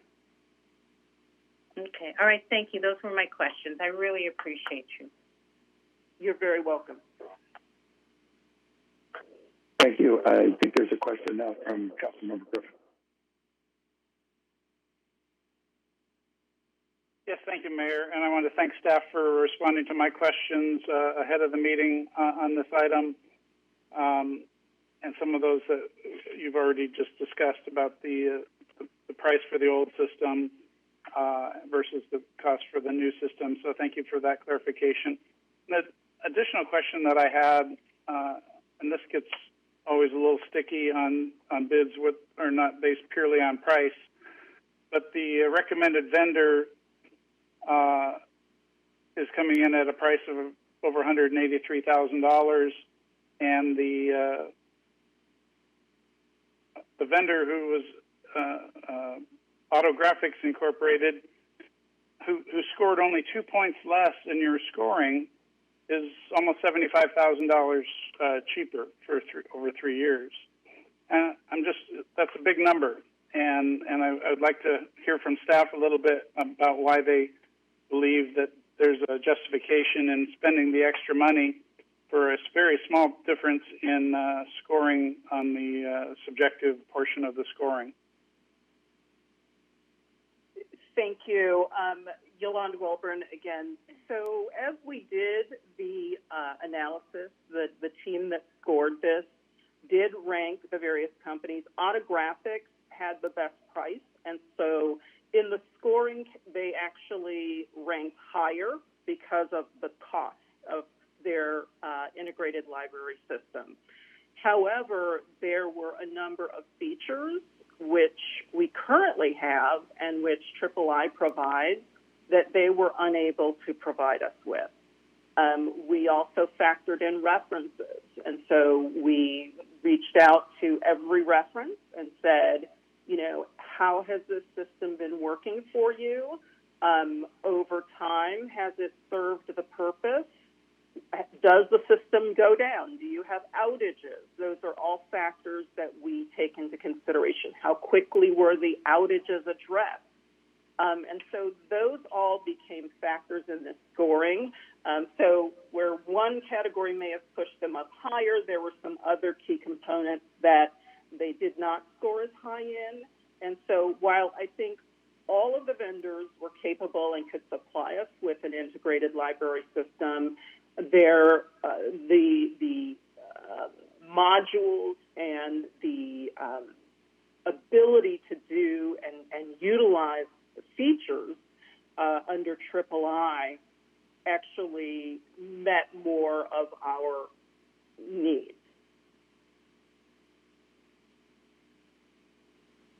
Well, thank you for sharing that. I wanted to kind of have you share that with the public so that we all can understand why the committee or the raters were willing to have the city spend an additional $75,000 for a product that, according to the overall scores, came in very, very close to products that had a much lower score. And just trying to be mindful of how we spend our taxpayer money, and wanted to hear that explanation firsthand. And I appreciate that. And I was very impressed, obviously, with the package that was included in the item, which I'm not sure too many people probably took the time to read, but it was tremendously comprehensive, and I have no doubts that it will be a good system, and I certainly hope that the residents of Torrance will utilize all of its features and capabilities once installed. So thank you very much. Thank you. Thank you. Are there any other questions from council? I see none, so I'll take a motion to approve. Councilmember Kalani? Motion to approve and award the contract services agreement for integrated library systems for the Torrance Public Library System. Councilmember Matucci? Isn't that? Start voting, please. Your Honor, that motion carried unanimously. Okay, thank you. It's very close to 9 o'clock, so we're going to take our 9 o'clock break at the present time. We shall be back in session in 10 minutes.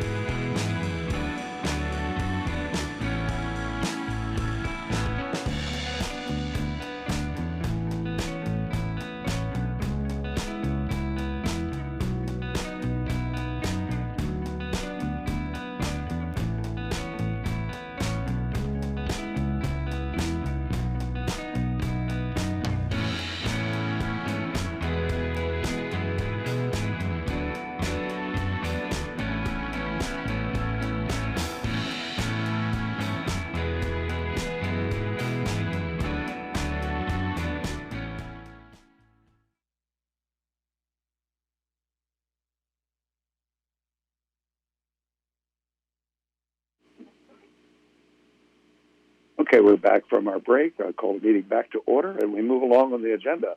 The next item on the agenda is item 9A. It's from our city manager to provide a COVID-19 recovery update and determine direction on orders from the County of Los Angeles and the State of California regarding COVID-19. Mr. Shaparian. Thank you, Your Honor. Adam Chaparian, City Manager. Today, Torrance reported 7,155 cases of COVID-19 to date, and unfortunately, we've had 204 deaths in the city of Torrance. We continue our efforts in the recovery, focus on reconstitution, Your Honor, and members of the City Council. As you know, county recently moved out of the red tier into less restrictive orange tier. As such, effective April 5th, the county expanded permitted activities in several sectors with required or recommended safety modifications. The details are included in the staff report. Moving into orange tier also allows additional modifications to city operations. I'm pleased to announce the Library Division is preparing to reopen the 6 Torrance Public Library locations on April 19th, next week. In coordination with the reopening of one or more library branches, West Annex lobby service will resume. Planning is underway for zero to low contact indoor cultural art classes. Torrance Art Museum is planning a May to June reopening. Outdoor teen activities will be planned following the reopening of one or more library branches. James Armstrong Theater, Torino Plaza, classrooms and meeting rooms are able to reopen with limited capacity and restrictions in place. In addition, as mentioned earlier, enforcement of posted permit parking signs and posted no parking street sweeping will resume on April 1st with the grace period from April 1st to April 18th to issue the warnings. Citations, however, will start April 19th, and reminder to the community to please follow the posted sites information. City has consolidated the latest vaccine information, distribution information onto one website, cityoftorrance.ca.com/vaccination-info. The COVID-19 vaccine will be made available to all individuals over the age of 16 starting Thursday, April 15th in LA County. I also want to thank our fire department and the EOC Director, Katie Wand, for all their efforts working with our local area hospitals and our school district, TUSD, to provide vaccination for the seniors, city employees, as well as TUSD employees. Again, in closing, I want to thank the community for the continued efforts in following all the protocols, social distancing, and helping us keep our numbers to a minimum. Myself, Chief Cerna, and Ms. Wand are available for any questions you may have, Your Honor. Thank you. Thank you, Mr. Shaparian. I see we have a question from Mr. Griffin. Yes, thank you, Mayor. No, I'm really pleased to see that we're moving more and more towards what some people might call normal. And in conjunction with the governor's announcement of potentially moving us completely out of the tiered system by June 15th, I'm curious to know what efforts the city may have already started in regards to discussions for possibly permanently allowing restaurants to have outdoor dining in areas where they previously did not have it, but are temporarily allowed to have it now. What's happening in that regard, and is there something council needs to be doing? Thank you, Councilman. I'll turn to Community Development Director Danny Santana. We've had discussions in this arena, and Danny can provide an update. Thank you. Thank you, Mr. Chaparian. Evening, Honorable Mayor, members of the City Council, Danny Santana, Community Development Director. The department is looking at 2 efforts. In downtown, we're looking at exploring and applying for grants that would allow us to create a spec plan for businesses in downtown to make their outdoor dining activations permanent. Our hope is that making the design appropriate to the public right-of-way standards would be more than enough to comply with any design mechanisms that would be required on private property. So in the first phase, it's to look at devising those plans for the public right-of-way and then seeing how we can leverage them for private property installment. Secondly, the Planning Division has had 2 discussions with the Planning Commission about concepts on how we can revisit parking standards. We can't create additional land, but we can free up some land for additional outdoor activations. One effort that we're moving along those lines is reassessing historical parking standards with some uses that were more appropriate in a yesteryear, maybe not so much in the digital age. For example, with respect to banks, historically we have had a very high parking standard for the lobby areas to account for payday Fridays. With digital banking and online banking, there's not so much a need for that.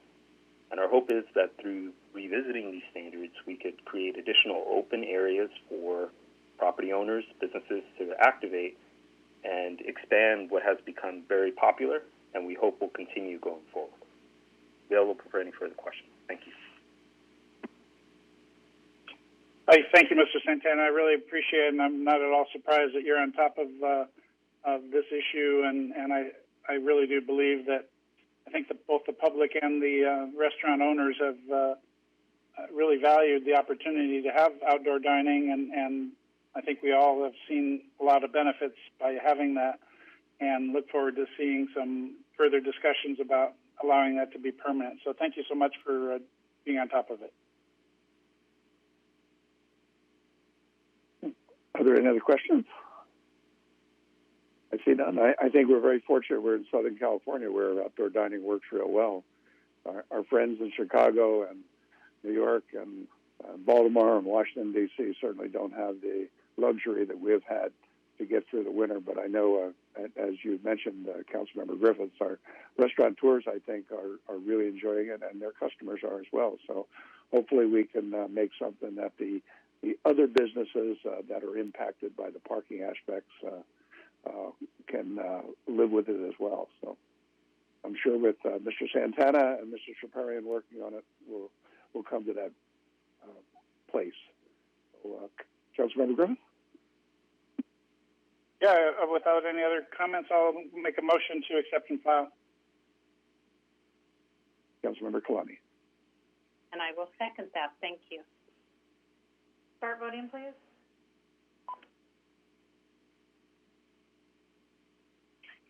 Your Honor, that motion carried unanimously.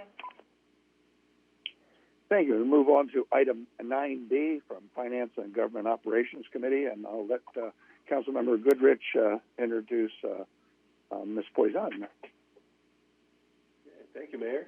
The Finance and Governmental Operations Committee met virtually on March 23, 2020 to discuss the mid-year 2021 budget review report. The committee was presented with a report on mid-year results, year-end forecasts, and 2 program modifications. I'd like to thank staff for the presentation, as well as committee members for their participation and input. It was determined after the meeting on the 23rd that the Zoom link on the public agenda and the Zoom link used by staff were inadvertently different. We usually don't get public comment for meetings like these anyway, but still, at this time, and because of this oversight, I'd like to turn it over to staff to conduct the presentation publicly and share the committee's recommendations to the City Council. Thank you. Good evening, Mayor and City Council members. This is Sheila Passan, Finance Director, here to present to you and for members of the public financial results as of January 31st, 2021, and projections for this current fiscal year ending June 30th. Next slide. Additionally, before concluding for questions, I will be presenting 2 budget modifications, one from City Manager's Office and one from the Transit Department. Next slide. Overall, through January 2021, the city has expended $14.8 million over its revenues, primarily due to budget mitigations that were approved previously but not yet recorded in actuals. You'll also notice here that the amended budget has a planned use of fund balance of $15.7 million due to other budget mitigations that will be discussed in the next slide. Overall, however, at year-end, staff expects to break even, including these approved mitigations. Next slide. As mentioned earlier, back in June, the FY21 fiscal year 21 budget was adopted with this use of fund balance with a plan to implement several mitigations, including those listed here, which consisted of $6 million of projected savings from the lease revenue bonds that were closed in October 2020. Formal action was deferred on budget reductions in the public safety departments of $7.6 million, and $2 million of additional revenue mitigations that were not formally included in the base revenues at the time due to additional research that needed to be completed, which has been completed as of today. As you can see, both revenues and expenditures are coming in less than the prior year by over $2 million. Next slide. The city's top three general fund revenues in order by percentage of the budget is sales tax, property tax, and utility users tax, which we'll review in the next slide. Next slide. Here you can see that compared to last year, sales tax is down, no surprise. Property tax maintained its usual growth, as typically the effects are seen a year later, and utility users tax is up from last year. Next slide. Sales tax as of January is tracking slightly below last year by about $600K, which is pretty marginal considering the restrictions on outdoor dining, hotels, and the closure of the Del Amo Fashion Center between July and August, and the limited capacity during the holiday season. The reason being, however, is because revenue losses were partially offset by $1.1 million in deferred payments that relate to fiscal year 2020 that were received in this fiscal year, and by increased county pool sales tax allocations of $1.5 million from online sales. Next slide. You can see here generally declining receipts are in the area of fuel sales, brick and mortar, restaurant, and retail. This was offset by improvements in food and drugs, building and construction, state and county pools, and, if you can believe it, autos. The auto industry completed a V-shaped recovery, posting positive results in calendar third quarter since the summer of 2020 due to record low interest rates and fears around ride-sharing and carpooling. Vehicle prices are rising as well, with a shift in buyer preference toward larger vehicles and scarcity in popular models. Next slide. Property tax, typically received in December and April of each year. As of January, property tax receipts came in at $21.5, pretty flat compared to last year as expected. Some good news for the Torrance homeowners. As of January 31st, the median sale price of a detached single-family residential home was at $893,500. That's a 2% increase compared to just a year ago of $875,000. Next slide. In addition to, luckily for Torrance, we are pretty diverse in properties, with residential being the largest share, but we also have a large share in commercial. So a significant amount of value is also added to the commercial and industrial properties listed here. Warehouse located at 538 Crenshaw, the former Costco site on Sky Park that is now the Amazon site, and the Walmart parcel at the Torrance Promenade Shopping Center was sold. Presently, we expect to realize the property tax budget for this fiscal year. Next slide. Utility users tax are tracking slightly above prior year by $411,000 or 2.6%. According to the California Energy Commission, the state's natural gas demand was up 6%. This was last summer, with most gains in electricity due to safer-at-home orders, which was not expected. But this is consistent with the trend that we see here in Torrance, as we see $300K increase in gas and UT. If the current trends persist through June, the city expects to meet or potentially exceed the amended budget. Next slide. To round out kind of our top 5 revenues, business license tax is our 4th largest. We received $6.5 million through January. This is a decrease of $677,000 or 9.3% compared to last year, which is expected due to business closures and also likely due to less employees that are being reported, in which we get, I believe it's about $72 or $75 per employee with the recent closures. And lastly, our 5th largest and our largest decrease compared to last year is in occupancy tax. We have only received through January $3 million, which is a $3.6 million decrease compared to last year, over half. That's That's due to the occupancy rate at the hotels decreasing from a, quote, normal 82% occupancy to 50% in this fiscal year. The average daily rate per room was also reduced by $30 per night. If this trend continues, staff expects a budget shortfall of about $5.5 million, which, again, the largest contributor to our shortfall in the revenue space. Next slide. So overall, the city expects to exceed the annual amended budget by $14.9 million due to one-time revenue sources, totaling $20.3 million. You're familiar with the lease revenue bonds. After the issuance in October, we'd received $9.5 million. The CARES Act allocation, or the federal aid that was received, of $1.8 million. And new to council are two efforts that city staff have recently gone through, are closed capital projects. So we had scrubbed through in the entire capital project listing with all departments, identified those that have been closed and completed, and returned these funds to the general fund, which was the original source.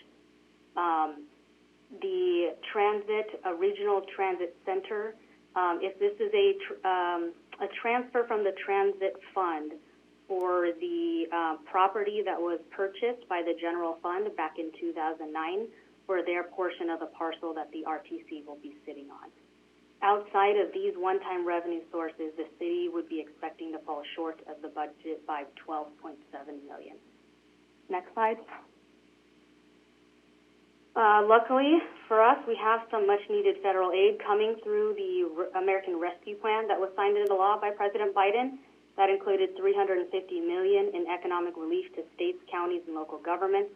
Of that total, Torrance is estimated to receive $22.9 million, with the first tranche to be received supposedly in 60 days, and the second in 12 months from that date.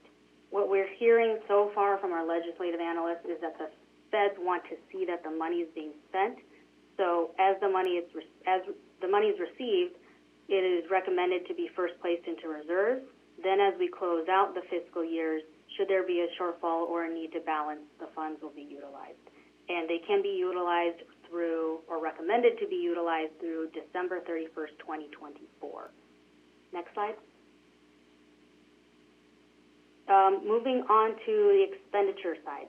As of January 31st, the General Fund Operating Fund expended $119.8 million, a reduction of $2.4 million from the prior year. We're projected to remain balanced overall, ending with a $841,000 in expenditure savings, and that assumes a $7.5 million transfer from the General Fund Operating Fund to the Reserve Fund to replenish those reserves. Next slide. Just visually, you can see here that for the most part, all departments are expected to be within their budget, with the exception of non-departmental, due to that one-time $7.5 million transfer to reserve. Next slide. Expense by department for public safety. As I mentioned before, police and fire had no formal reductions in their budget values, with the goal to generate savings through managing their actuals. The fire department is projected to exceed budget by $150,000, attributable to increases in workers' compensation claims from COVID and overtime expenditures. And then, as you, City Council is aware of, Torrance Fire Department received approval to implement the in-house emergency medical services transport program, and that's anticipated to result in a benefit to the budget of $2.3 million starting next fiscal year. Next slide. Overall, as I mentioned, expecting to realize about $842,000 in savings on the expenditure side. We are continuing to hold vacancies as a balancing measure for this fiscal year, and even through next fiscal year, but they're currently being reviewed and vacancies are released on a case-by-case basis. Next slide.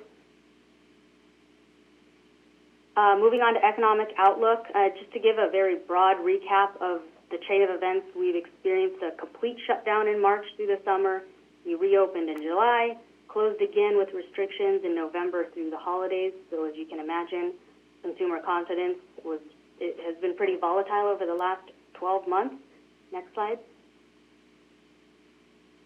While I'm sure for most it felt like a very long, difficult year, we are finally seeing the benefits of our efforts as we moved into the less restricted red tier on March 15th. And then I believe it's April 5th, as Ram had just presented in the previous item, we are now in the orange tier. So we're seeing schools open up, indoor dining for restaurants at a limited capacity, movie theaters, gyms. In relation to Torrance, those are starting to open up as well. So hopefully inching towards normalcy. Next slide. You can see here that GDP, as expected, is seeing a V-shaped recovery and is, according to some forecasts, is expected to rebound through the end of this calendar year, projected to return to pre-pandemic levels towards December. Next slide. Looking at the labor market, as of December, the U.S. unemployment rate was 6.7. California was slightly higher at 8.8, and LA County even higher at 10.7. You can see here that the rate is still well above pre-pandemic levels compared to 2020. Next slide. Just to look at kind of our local market here, in alignment with national and state results, we remain above pre-pandemic levels. However, Torrance looking slightly better with an unemployment rate of 8.2% compared to our pre-pandemic rate of 3.3%. And the downward trend of unemployment is signaling businesses are once again hiring in anticipation of the upcoming openings. Next slide. Another indicator we follow to gauge the economy is the Consumer Confidence Index and demand. Consumer optimism followed a similar trend as GDP and unemployment with a positive trajectory in Q4, calendar Q4. Consumers remain cautiously optimistic about their economic outlook, notably vacation intentions, particularly plans to travel via air, saw an uptick in February, and it's looking like it's poised to improve as vaccination efforts expand. Next slide.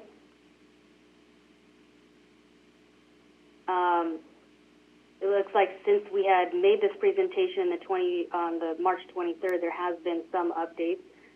In March, President Biden directed states to allow all adults to receive vaccines by May 1st, and as of today, even our own Torrance Fire Department is offering vaccines to adults 18 and up.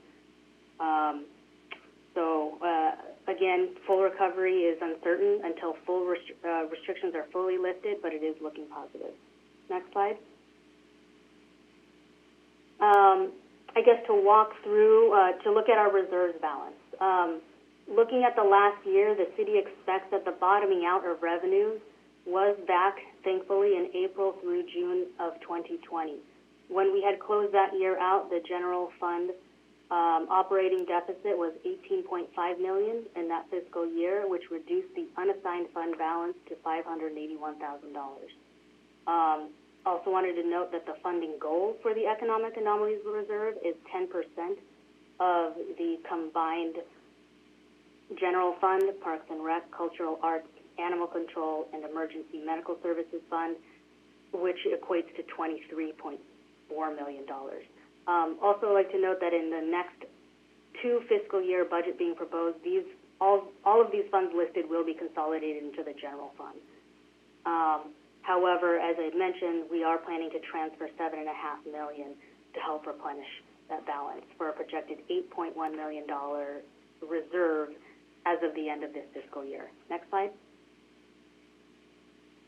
An update on the mitigation strategies that we've been discussing since last June. These items listed here have been completed since our first quarter update. The admin analyst consolidation, finance and labor relations have met with the affected labor groups, presented the options, and the labor groups have elected that it be a voluntary transfer. And I believe at this time we will do one more follow-up with them, but have not received any interest in transfer. The EMS Medical Services Transport Program was approved, and the Permit Center centralization was completed as well. Next slide. Currently in process, as you are aware, with the recent item of animal control program, and then the transit bus shelter and advertising just this past last week had the request for information call, and the briefing session has been completed as well for that RFP to go out. Next slide. Pending items, airport fees. There was an item presented to the Airport Commission for non-aviation hangar rentals. An update since this March 23rd meeting. I believe that it was presented to Commission, and the Commission has now requested staff to come back on March 13th to bring back an amended agreement for that for those types of fees, non-aviation hangar rentals. And then obviously recreation fees are still in hold as we make plans to open back up. Next slide. COVID-19 response. So since March 2020, Torrance staff have coordinated with local area hospitals, Torrance Unified School District, and LA County Health Department, all through a virtual ELC capacity. As we now move into recovery mode, the Office of Economic Development is working with community development, fire, and public works departments to examine ways certain regulations can be modified to more easily allow for business operation changes. As Director Santana had mentioned, they're looking at maintaining or making permanent outdoor dining. CDD staff are also exploring minimum parking for outdoor allowances, non-drive-through restaurants, reclassification of grocery stores from 1 to 150 to 1 to 250 square feet, and several other considerations. Most recently, the City Manager's Office, Fire Department, and Little Company of Mary have teamed together to vaccinate nearly all of the city's senior population, TUSD, and city employees. And again, Fire Department is currently holding clinics to vaccinate the greater community. Next slide. The first proposed program modification comes from the City Manager's Office and is proposing a department restructuring between the Human Resources Division of the City Manager's Office and the Finance Department. To give a little bit of background, the HR department became a division of the City Manager's Office in 2012 as part of a budget-saving measure. The last restructuring of HR and civil service was approved in 2016. During the past 5 years, HR has experienced significant staff changes and lack of a dedicated HR director. In 2019, City Manager assigned the assistant to the City Manager to be the interim HR administrator. Given that the current structure that HR has been operating under over the last 10 years is simply not sustainable for an agency the size and full service scope of Torrance. Next slide.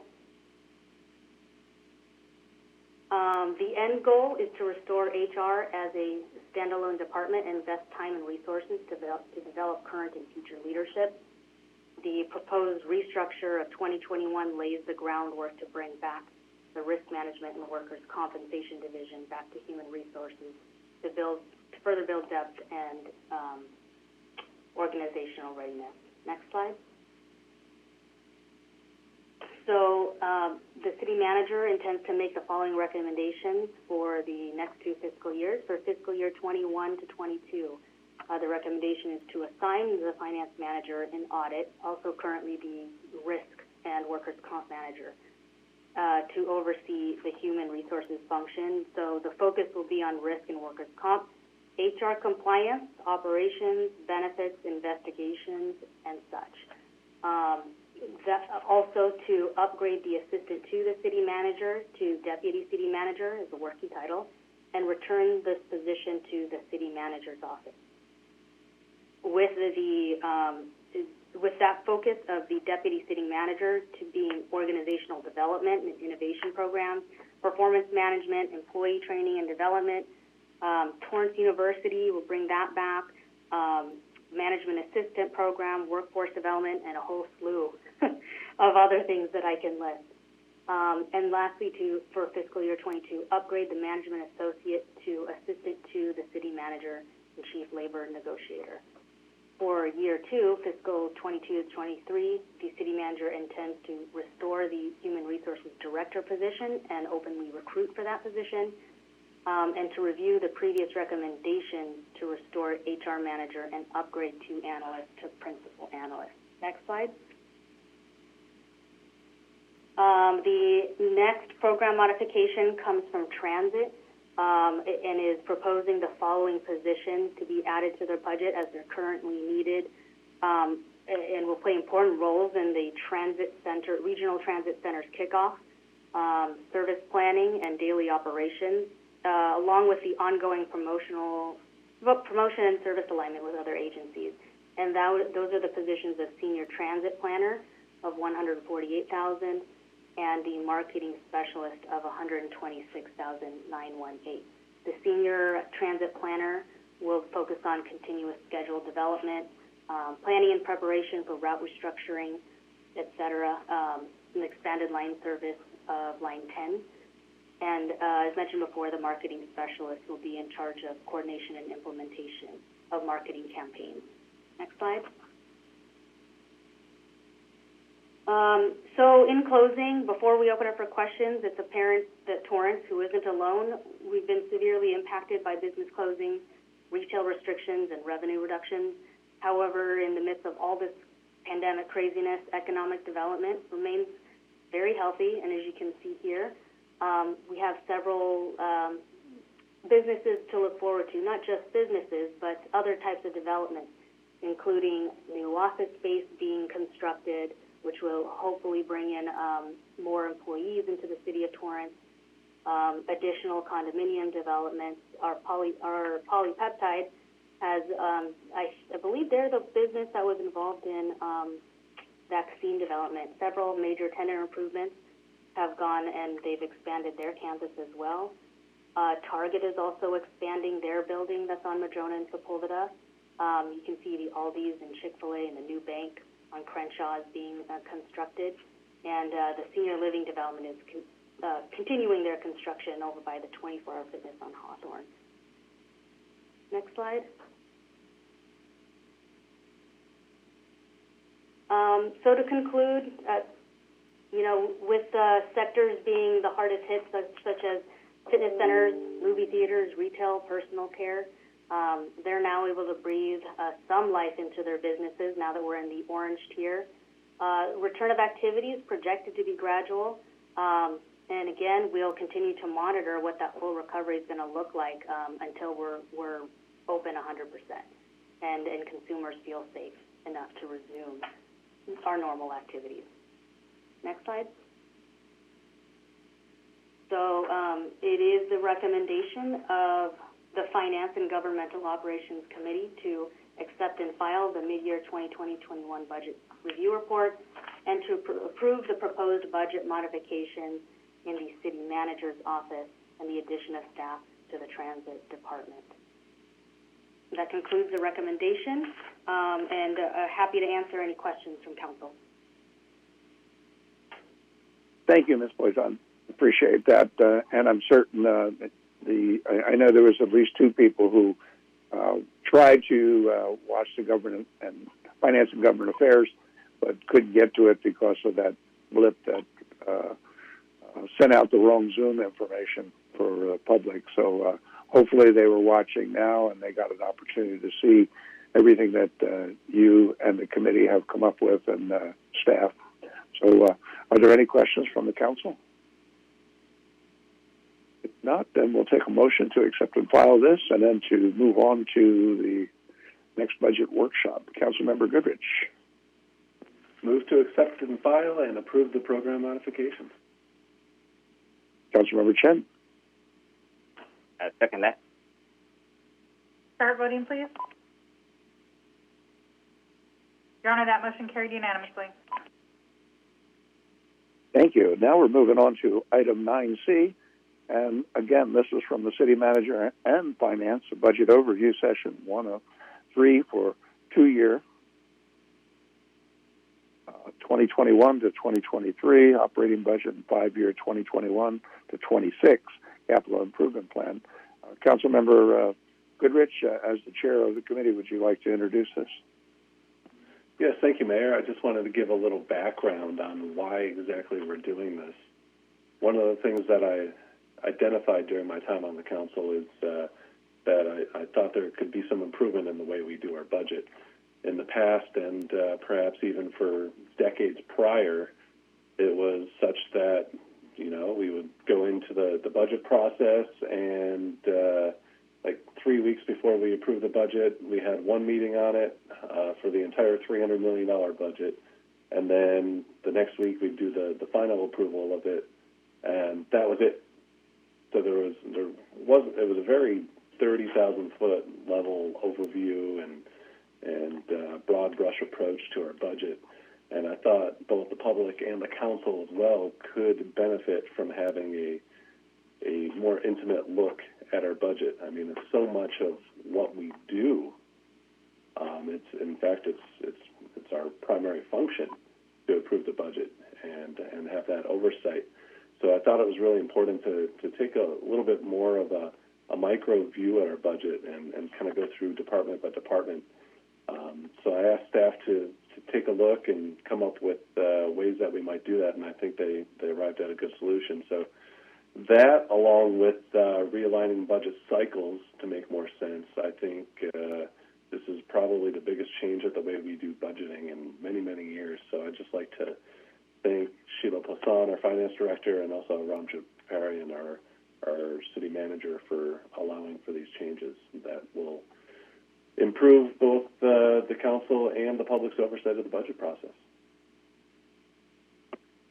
And I want to add before staff brings on there, and I'm sure Councilmember Ashcroft will recall this as well, the budget hearings that we were here in City Hall till 2 and 2:30 in the morning, ironing out budget issues. So doing them like this, I think maybe obviate those problems. And that was some long meetings we had to sit through.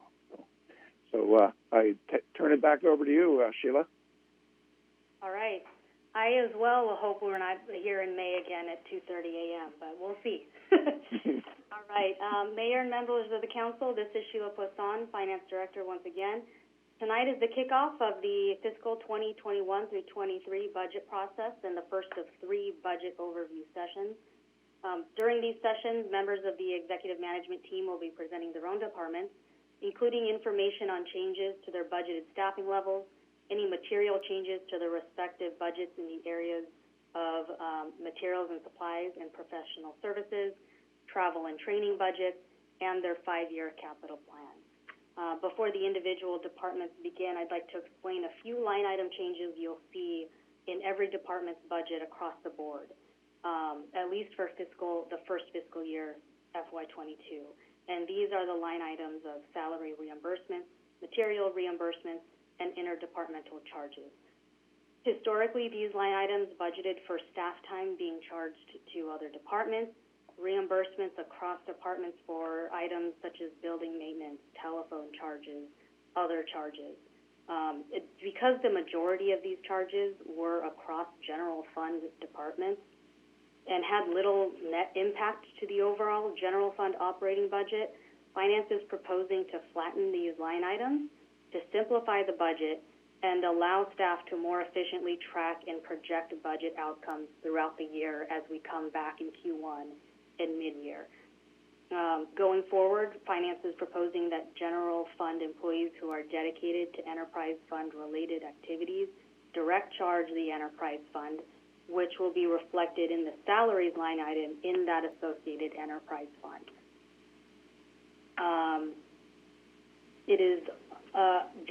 Going forward, Finance is also recommending that the interdepartmental charges line item be reserved mainly for self-insurance allocations. So again, to simplify the budget, reduce the line items so we can more easily track what's happening. Lastly, I'd like to note that while this proposed budget before you is close to completion, it's still in the development phase and subject to change between now and our May budget hearings. Next slide. So tonight, the first night, we will be reviewing the following departments: City Council, City Manager's Office, which includes the HR, Civil Service, and Cable divisions; city clerk's office, city attorneys, city treasurer, finance, and communications and information technology. Next slide. I'll be presenting City Council. Next slide. So the mission of the City Council is to adopt legislation, set policy, resolve issues, and establish the budget. They're directly accountable to our citizens and constantly balance the views of our individuals and groups and the needs of our community. They have the authority to establish policy, levy taxes, approve expenditures, adopt this annual budget, appoint advisory boards, commissions, committees. They also serve as representatives on intergovernmental and regional boards, commissions, and committees. Next slide. As you can see here, they are accountable to the City of Torrance residents and elected by our residents. The City Council consists of 1 mayor and 6 council members who, I think next year is when they will be representing 6 districts. As you can see here, district elections for districts 1, 3, and 5 will be held in June 2022, and current City Council members, except for those in districts 2, 4, and 6 at this point, were elected at large. Next slide. As you can see here, the staffing levels projected to remain flat. Next slide. Noted here in the expenditures, the salaries, employees, benefits line is projected to increase, very minor increase of 1%, and that's really the net result of a change in insurance elections. And just to note, in case anyone was interested, materials, supplies, and maintenance, that includes supplies for commissions and special events. Professional contract services includes expenses for secretary minute services, advertising, and publishing. Other than that, very minor changes to the next 2 fiscal years. Next slide. Moving on to the City Manager's Office, Mr. Chaparian, City Manager. Thank you, Sheila. Appreciate the follow-through, and as Councilman Goodrich stated, this is a huge effort, and a sincere thanks to all the departments for providing the data and the follow-up. The goal tonight for me is to give you a quick overview of the City Manager's Office and lay out some of the initiatives that we have planned for the future. Next slide, please. So the City Manager is responsible for the day-to-day operations of the city, as well as carrying through the policies in the direction of the City Council. I serve at your pleasure, and as such, I've been in the position since October, and as you know, with the city for almost 20 years. Within the City Manager's Office, we encompass the Cable Division, Human Resources, Civil Service, Labor Relations, and Economic Development, and all these areas play vital role in making sure we tie all the city operations to the service delivery.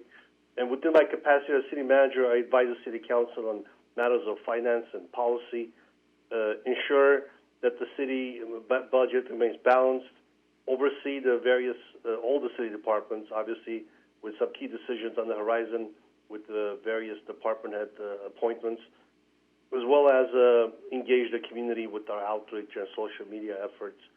And another major component of this operation is employee relations. Since I was hired in October, I've had the pleasure of appointing our current Finance Director, Sheila Poisson, as well as our Community Service Director, Mr. John LaRock. I've been very fortunate to have Interim Chief McGeff help us during this transition.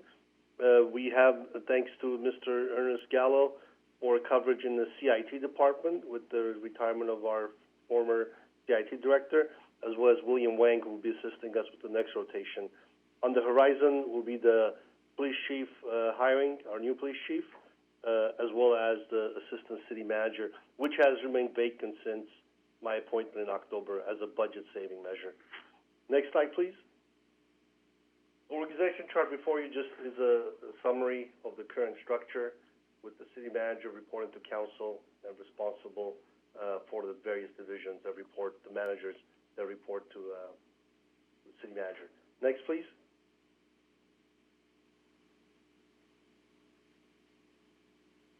Next slide. Next, please. The budget for the staffing levels includes the city manager's office as well as cable and community relations. You may see an increase of positions. One is the current budget action with the reinstatement of the assistant to the city manager. Council, you may recall, added 2 management assistants, part of our Grow Our Own program to build depth in the city. We also intend on reducing a management associate position through attrition to a to a management assistant in the future. And we had a staff assistant in the city manager's office, which was carried on a year-to-year basis, but moving forward, we will be included in our base budget. Next, please. This is a breakdown of our HR division. We had 14.7 employees. However, due to budget restructuring efforts, we had to reduce positions, and a sincere thanks to Mr. Hong and our entire staff for being able to carry the very important task, especially during this last year with all the directives coming through the county, state, and federal level with employee leaves and management of the time. Next, please. And all the managers are available on the line should you have any questions for the city manager's office. Civil service, led by Brianne Cohen, has 3.8 employees. Next, please. This is the cable and community relations budget. As you can see, we are at budget, and this division is led by Mr. Michael Smith. Next, please. One of the areas I want to point out in the city manager's office, because we rolled the cable community relations budget, our salaries reflect an increase, but our budget remains consistent. As you will see in most departments, all departments, our number one expense category is our people, followed by professional services and then materials supplies. Next, please. And this is the budget for cable and community relations as well. Next, please. Also showing the breakdown of cable and community relations over the years, and we're still tracking it as well. Next, please. HR division, before you, same as prior. Salaries, employee benefits, our number one category, and we are on budget. Next, please. And civil service, same format you'll see throughout the other departments. Next, please. We have several capital improvement projects in the city manager's office, but they're all in the cable and community relations. Mr. Smith available if you have any questions, any of these capital projects. They're improvements to our existing cable community relations systems. Next, please. I want to take a few minutes to speak to some of the major projects initiatives that we're looking forward.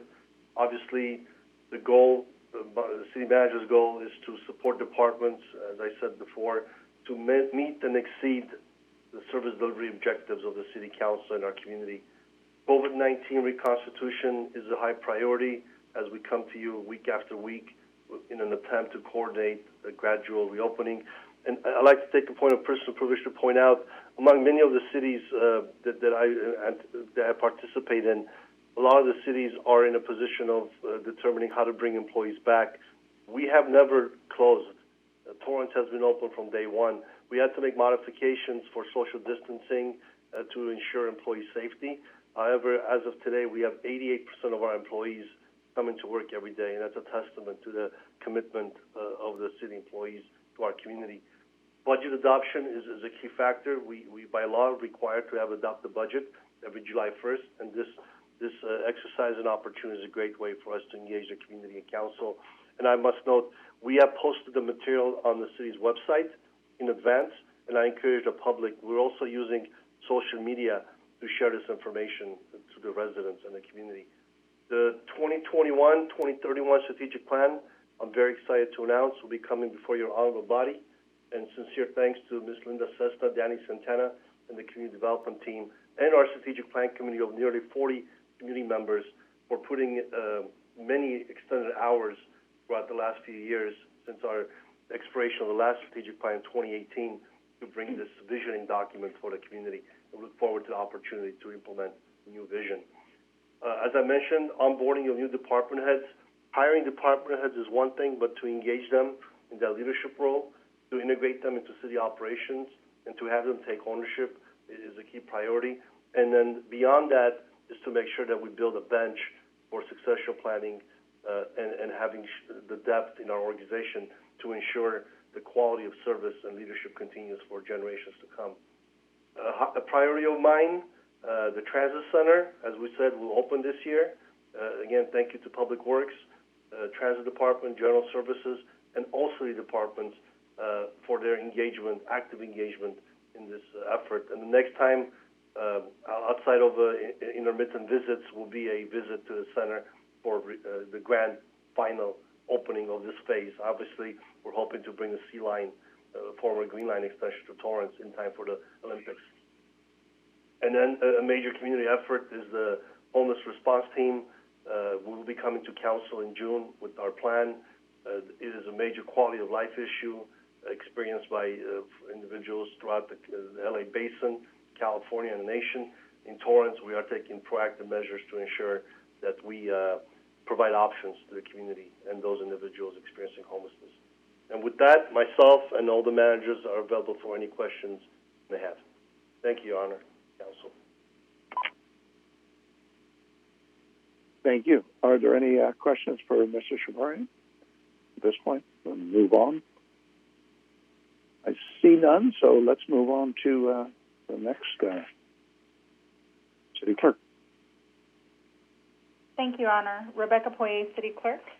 The City Clerk's office is the mission is to be the driver for open and transparent government, the caretaker and custodian of public records, steward for the elections process, and ambassador to and the conduit for the democratic processes of the city. The City Clerk's office balances the delicate process of the public's need to know with the individual's right to privacy. The City Clerk is elected directly by the citizens of Torrance. The City Clerk is the custodian of city records, the keeper of city seal, agent for service of legal processes. We accept claims and actions against the city, administer oaths of office, maintains the city's retention schedule, and keeps it updated per new laws, serves as the clerk of the council, the city's elections officer who conducts municipal elections, and I'm the California Fair Political Practices Commission's filing officer for the city for conflict of interest and campaign statements forms. The City Clerk's office also manages the city commissions, and we provide minute secretarial services for city council and commission advisory bodies. We maintain the municipal code, and we conduct the opening of all the formal city bids. Our organization chart is the City Clerk. We have legislative administration, public records, and electoral governance. Next slide, please. The City Clerk's office was reduced by one full-time staff person. We're also part of the City of Torrance team, and we want to make sure that we participate in any budget cuts that we need to make to keep Torrance moving forward. Next slide. Our operating budget is as it is there. Next slide. The City Clerk's office has instituted Laserfish in January of this year. The Laserfish public portal open to the public. We currently have all the city's ordinances, resolutions, city council minutes, and currently we just opened all the city contracts. So the public can go on our public portal and research any of those records at any time of the day or night. In addition, we are still scanning records into the system daily, and we are starting to reach out to other departments to work with them to get their records into Laserfish. Next slide. I was working on an electronic signature policy that I'll be bringing to council and working with the finance department to implement DocuSign electronic signature software. This will assist the city in moving forward so that we can process contracts and other items more efficiently through the electronic process. Next slide. Well, I guess I'm done. Thank you. If you have any questions, I'm available. Thank you. I guess you are done. Are there any questions of Ms. Poirier? I see nobody, so let's move on. Thank you, Rebecca. Thank you. Good evening. This is Patrick Sullivan, the City Attorney. Next slide, please. The City Attorney's Office is a support department, much like the City Manager's Office. We give advice to the City Council and departments on how to respond to legal matters as well as employees. We represent the city in lawsuits. We prosecute state law misdemeanors, and then obviously work on whatever the council would like to with contracts, ordinances, and things like that. Next slide, please. This just shows the general organization chart. We have 3 divisions: general advice, which works on like ordinances, contracts, civil litigation, obviously self-explanatory, and criminal prosecution. Next slide, please. This is our staffing level with 13 employees split between attorneys, a law office administrator, 4 legal assistants. We also cover part of the third floor receptionist. And I also like to claim Kevin Tran, even though he's a CIT employee, he's with us, and we like to claim him as one of our own, even though he's not in our budget. Next slide, please. And this is our budget. As you can see, we're one of those departments that's heavily salaried. It's approximately 90%, sometimes as high as 95% of the budget is spent actually on salaries. The next largest amount would be the professional contracts and services, which would be outside counsel. Next slide. That's it for us. Thank you. All right. Are there any questions for Mr. Sullivan? I see none, so we move on to City Treasurer.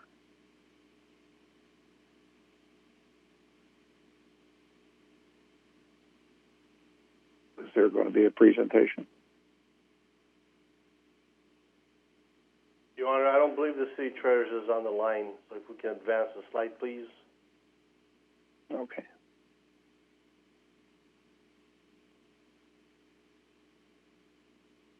Turn over to Finance Department. Now we're back to the Finance Department. Ms. Poison. I'm sorry. I just realized my mic was off. This is Sheila Pasan. I can go back and cover City Treasurer. If you want okay. Let's do that. It's fairly short. Next slide. The mission of the City Treasurer as an elected official of the residents of the City of Torrance is to safekeep the city funds and manage the investment of surplus cash in accordance with the city's investment policy. Next slide. Simple structure, as you can see here. The current City Treasurer is responsible for managing the investments and is accountable to the residents. Next slide. There are no anticipated changes to the staffing levels, so the department right now consists of the City Treasurer and the Deputy City Treasurer. Next slide. As you can see here, the really only minor change is in the salaries line, and this change is attributable to really just aligning the salary of the Deputy City Treasurer to its reference point, to align it more with actuals. In the other line items, they generally net to zero, just again as a realignment of budget to actuals based on historical. What is sitting in professional services in the City Treasurer's Department are software subscriptions for our investment software and a small amount for bank fees for Union Bank. Next slide. Are there any questions for City Treasurer's Department before we move on to finance? Are there any questions for? I see none, so let's move on, Sheila. Okay. All right. Next slide. The Finance Department is responsible for financial administration, obviously budgeting, purchasing, and accounting and auditing for the city's fiscal resources. We also issue business licenses and the billing and collection of monies. And lastly, we also present the annual audited statement of the city's financial condition. That's in accordance with Governmental Accounting Standards Board. We assist land management team with their efforts, and and administer, at least currently, but risk management, as we had mentioned before with the program modification, is being proposed to move to HR. But as of now, it's budgeted under, risk management is budgeted under finance. Next slide. As I mentioned before, the structure of finance is accounting, payroll, and AP as a division, budget, audit and risk management, revenue and business licensing, and purchasing. Next slide. Budgeted staffing levels are 46 FTE. There was a reduction of 2 full-time employees from fiscal 21 as part of our budget reductions. I'd like to note, not just for finance, but for all departments across the board, the budget reductions that were taken in the last fiscal year will carry on for the next 2 fiscal years unless it's presented by the department head for different additions related to other types of items. And as you can see, no proposed changes for the next 2 fiscal years. Next slide. Here, let's see, the finance department's budget, mostly the changes are due to the flattening of these reimbursement and interdepartmental charges line, as I had mentioned at the beginning of this presentation, which you can see in FY23. After that cleanup, there's no real material changes for year 2. The salaries and employee benefits line is projected to decrease in this first year because we are moving some of the staff that are risk in workers' comp to the self-insurance fund, so that the staff directly involved in supporting self-insurance are now allocated there. So at the self-insurance fund, you'll also see an increase in salaries on that side. Next slide. I'll also be presenting self-insurance. As you can see here, the revenues are really, these are the charges based on our allocation to the other departments. And that's $6.5 million. Next slide. You can see that the $6.5 million doesn't necessarily cover all of the expenses, but a large amount of the expenses. So the difference of that being subsidized by the general fund. Yeah, I don't think I have anything to note in additional on this one. Next slide. Major projects and initiatives of the finance department. First is the interactive budget process. So this is kind of the kickoff of our efforts. Starting this year, we had launched the OpenGov platform. So the community and the public can now kind of drill down if they wanted to, but they can look into what we're presenting at their own time. That includes the additional budget workshops we're doing right now, and also a budget book revamped from what City Council and the public traditionally sees, to make it such that it's simpler to read and understand. In the financial planning area, the initiative would be to replenish our reserves, as mentioned earlier. We're going to refresh a fee study and improve cost recovery levels. That effort is currently underway and is projected to bring back to council late May, if not late May, early June. We had brought to council the approval of the refunding of our 2014 outstanding debt, and that's now been completed. So the savings from that refunding of, I believe it's $1.6 million, is reflected in our forecast for FY21. And the savings of $2.5 million is reflected in the savings for FY22. System improvements. We are at the tail end of implementing our online bidding system of Planet Bid. So hopefully over the next several months we'll be completing that, and we can present that to council as well. We, in collaboration with City Clerk's office, just completed the contract management database so we can more efficiently track contract expirations. The new contracts have been added, and the existing contracts are currently being uploaded. After this budget cycle, we'd also like to explore an online business license renewal system. And lastly, succession planning and cross-training. So we are increasing our efforts to cross-train not just our own staff within divisions, such that we always have coverage anytime anyone is out, but we're also reaching out to the departments more regularly to train them on the budget process and their own budget and what's sitting in their own line items. Next slide. I believe that's the last one. That is the last one. Are there any questions from council relating to finance department? I see Councilmember Chen has a question. Thank you, Mayor. Sheila, thank you for the report. I think a thought that came to my mind when you're on the staffing page that showed the, I think it was 46 heads, I believe. Mm-hmm. For all of these department presentations, this is probably just more for the public to be aware. Even though you show, say, 46 heads, that just means it's budgeted. It doesn't mean that you are currently staffed to the entire 46 heads. Is that correct? That is correct. There are several vacancies across departments. Right, and that's actually one of the mechanisms we're using in all departments at this time to make sure that our budget meets, our expenses meet our revenues. Is that correct? That's correct. That's one of the major efforts, and we're seeing that just under $5 million in salary savings in fiscal 21 from these efforts. Right. Right. Thank you very much. I just thought that I asked this question just to make sure that the public's aware that all these staffing levels as budgeted doesn't mean we are staffed 100%. Thank you. You're welcome.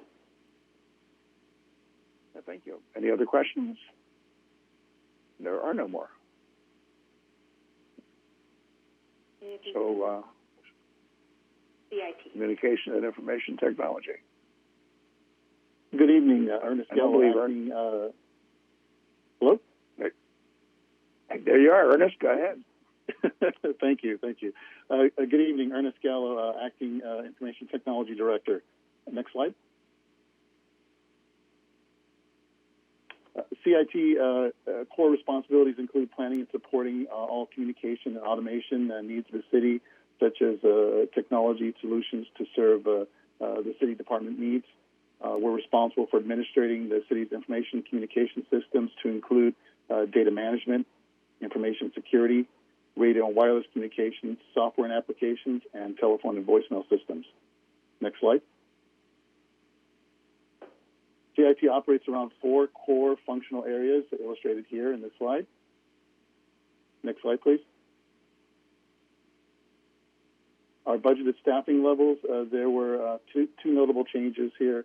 There was a transfer of personnel. So what you'll see is a driver clerk and a storekeeper added and subtracted there to balance out. We were very fortunate to backfill that position and use that position to support the entire department operations. We also show a system analyst reduction. This is a budgetary reduction. As was explained, this was an opportunity to move what I call an embedded CIT specialist currently assigned to one of the departments and move that budget to that department instead of it being on CIT's budget. So that was an opportunity there to make that budgetary move. Next slide. As was mentioned before, CIT is no different. Probably our most significant change on this expenditures and budget sheet are the removal of the reimbursements, which gives the appearance that our budget has gone up. The balance of the other salary and material line items are generally the same, and also interdepartmental charges have changed slightly as a result of the changes to the financial management that we've chosen to do. Next slide. The projects that the CIT typically takes on are really a reflection of the needs of the other departments. But what we wanted to highlight a little bit are some of the capital improvement projects that we wanted to move forward. As a result of events during 2020, we identified a few things. Those first two there, the cellular boosters and public address systems, were things that we felt could be improved as a result of our experience last year. And then we also list our oversight vehicle permit conversion as a priority, and fire station alerting in support of fire station operations. These are initiatives that we hope to bring forward and to see them funded in the future. when the funding is available. The last item on there is something that we look forward to coming back to council with an agenda item to explain in greater detail, but it's an opportunity to do some radio replacements of the non-public safety radios in the city's inventory. So again, we hope to bring that explanation back to you very soon. That concludes. I'm available for any questions. Oh, excuse me. I apologize. They added more things. Okay. So some of the project milestones initiatives that we're also working on, just to highlight, is a network segmentation project to better secure the city's network from cyber security attacks. It's the migration of Microsoft Office to a cloud-based solution, also a cybersecurity consideration.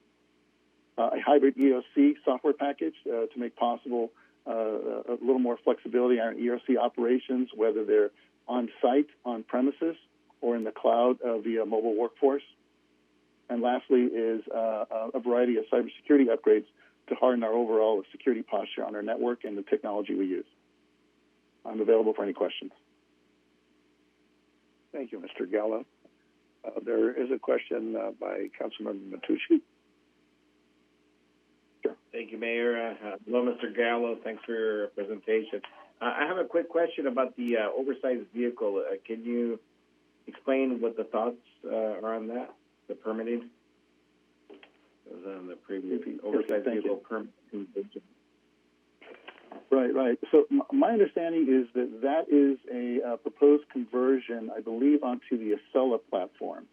But beyond that, I don't have a lot of detailed information. I apologize, but I can certainly follow up. No, it's okay. I mean, I just, quite honestly, I barely saw it. I barely registered. So, okay. I thought, I guess it'll come to council once we figure it out. Okay. Thank you, Mr. Councilman, this is Danny Santana, Community Development Director. The CDD department has been working with police and CIT to modernize the existing online permitting program where payments and permits could be secured online. Unfortunately, we ran into an issue as the existing software was designed back in 2008. It no longer met security clearances. So the three departments have been working together to implement, rather than a patchwork of the old system, to figure out how to incorporate it into the Acela system that the city has already made considerable investments in. We're in the final stages of testing for that. CIT has been great in assisting us with that. We hope to be able to flip the switch, so to speak, in the next 30 days.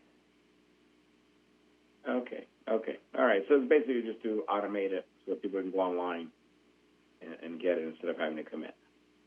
That's correct. Awesome. All right. Thank you, guys. Appreciate it. Thank you, Mayor. Thank you. Any other questions? I see none. Thank you, Mr. Gallo. Appreciate that. Are there any further questions before we move on? Well, thank you to staff, every portion of staff for your presentation. We certainly appreciate all the information. And as I said at the outset, I think by doing it this way, it's a lot better than waiting until the last minute in May and then staying here until almost dawn trying to manipulate the numbers for us. So if there's no other questions, then I will take a motion to accept and file. I believe. Councilmember Matucci. Thank you, Mayor. I move to accept and file item 9C. And Councilmember Kalani. I will second that. Start voting, please. Your Honor, that motion carried unanimously.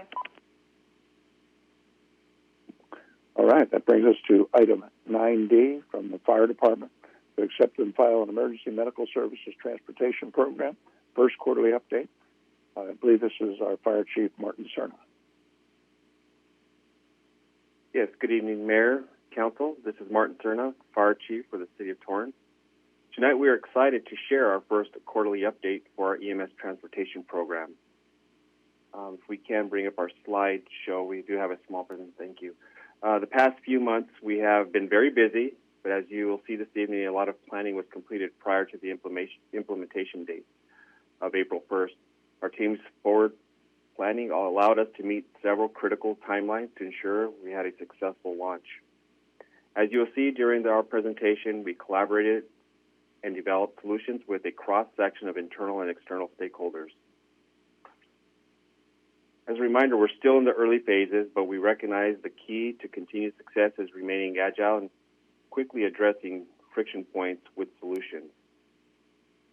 Our focus for our program, if you recall, was continuity of care, local control, and economics. Our level of service to our community has increased, and we look forward to incrementally building out the program and keeping our word of having the industry-leading EMS transportation program. Next slide.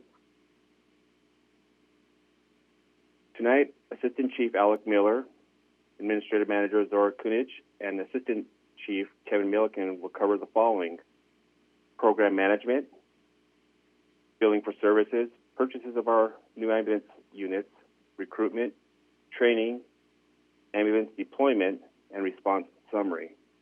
At this time, I will turn it over to Assistant Chief Alec Miller to provide you an overview of the project management.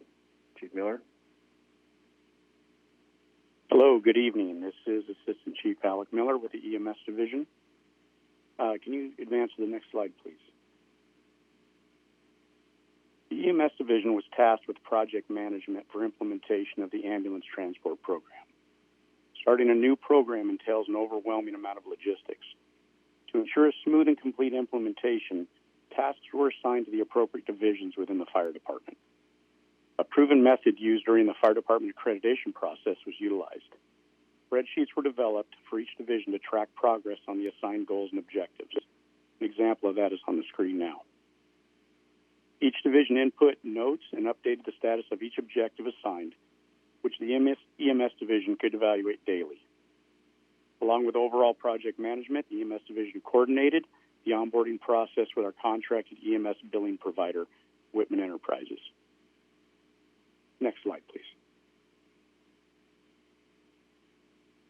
The Administrative Division drafted the job specification for the ambulance operators, recruited, tested, completed backgrounds, and hired the initial 14 ambulance operators.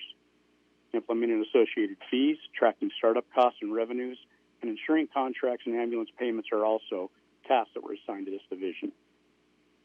The Support Services Division typically oversees apparatus, stations, personal protective equipment, and uniforms. Chief Malay ensured the ambulance specification was complete, the lease purchase was approved, and the ambulances were ordered in time for a 2021 delivery. He updated the uniform purchase order to include apparatus operator uniforms. He purchased the appropriate personal protective equipment for the ambulance operators and ensured each station had the required dorm accommodations and apparatus-based space needed. The Training Division developed the training curriculum, including a 40-hour training academy that covered all aspects of patient care, lifting and moving techniques, electronic patient care reports, and an emergency vehicle operations course. The division also developed a preceptor-based ride-along program for the initial 48 hours of each ambulance operator's shift. A task book was also developed to ensure their success, which mirrors other positions within the fire department. The Organizational Planning Division worked with Deccan Analytics to determine the appropriate placement of our 24-hour and peak staffed ambulances.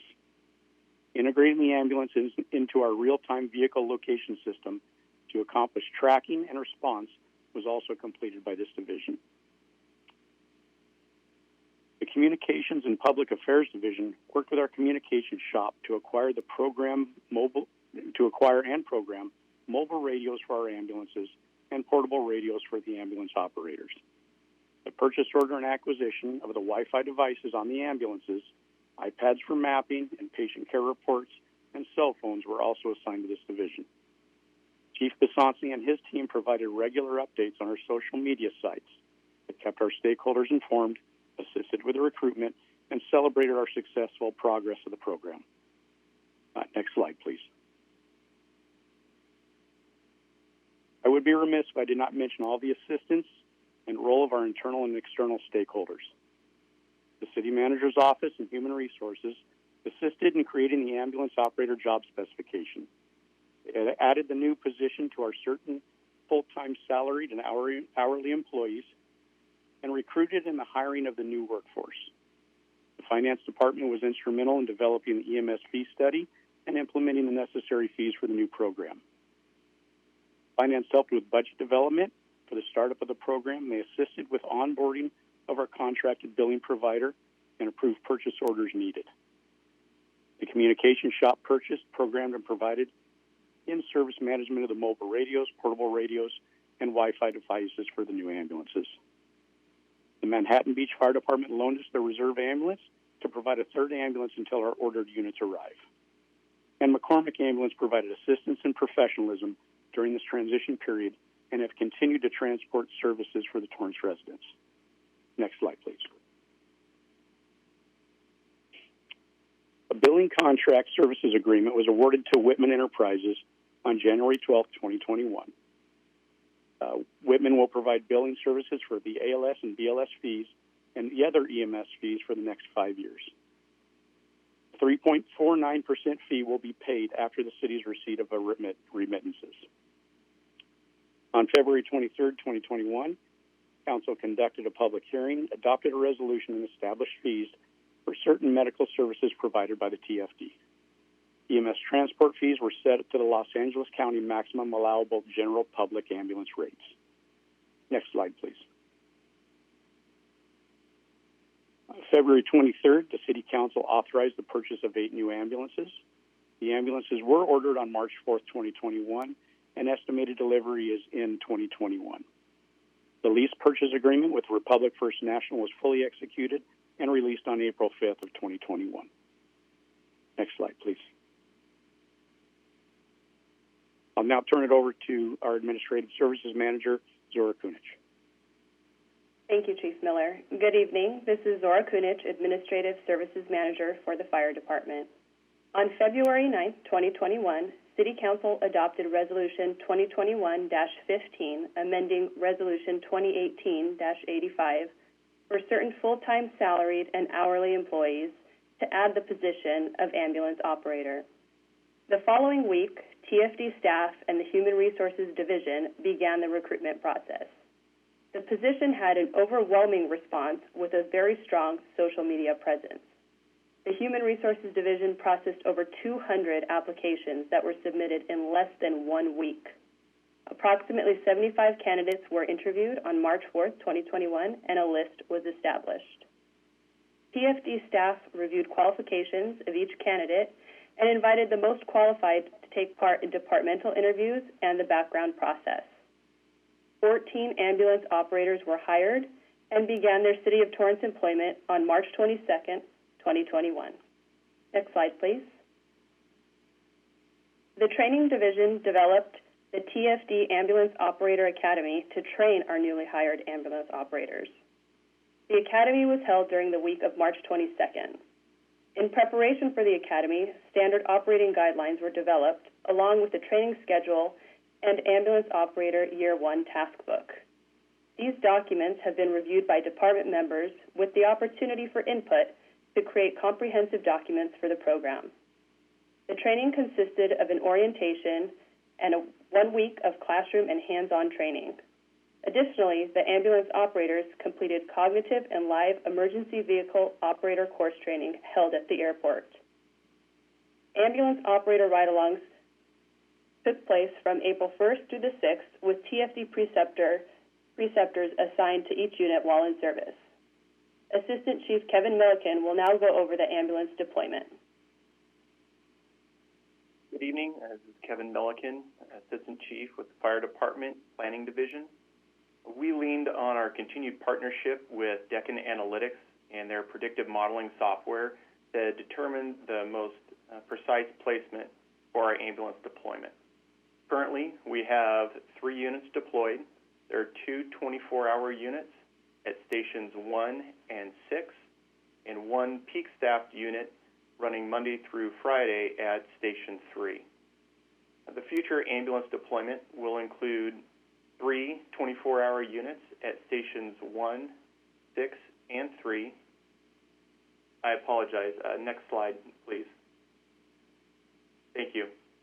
The future ambulance deployment will see 3 24-hour units at stations 1, 6, and 3, and 2 peak staff units at stations 4 and 5.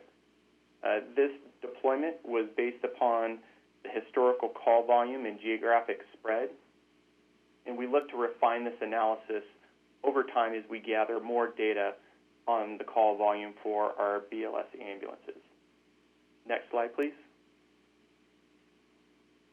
What you see in front of you is a heat map that shows our 2020 call volume and shows some of those most concentrated areas that we respond to.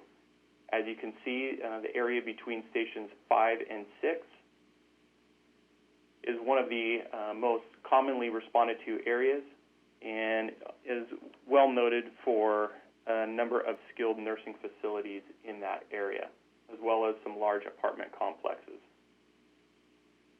We'll continue to be working with Deccan Analytics to refine our analysis and continue the most optimal deployment of the ambulances. Next slide, please. At this time, I'll turn it back over to Assistant Chief Miller to talk about the initial response summary since service began on April 1st. Thank you, Chief Milliken. So as Chief Milliken stated, we began transport on April 1st of 2021. We've been tracking all the calls.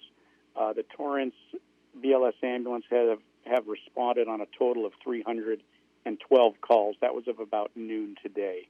There have been a few more after that. Of those 312 transports by the Torrance ambulances, 96 of those resulted in ALS transports, or advanced life support, where paramedics accompanied them to the hospital. Another 120 of those were BLS transports, where the ambulance crews took the patients to the hospital on their own. Of those, you can see, of 312 responses, roughly 216 resulted in transport. McCormick is also transporting with us at this time, congruently with our units, and they transported 81 patients to the hospital during the same 12-day period. So looking at the collection rate on the calls that Torrance transported, based on our projected recovery rate through Whitman Enterprises, the revenue recovery that we anticipate is approximately $152,453 for those 12 days of operation. Thank you. At this time, I'll turn it back over to Chief Cerna for any questions or comments. Thank you, team. Next slide, please.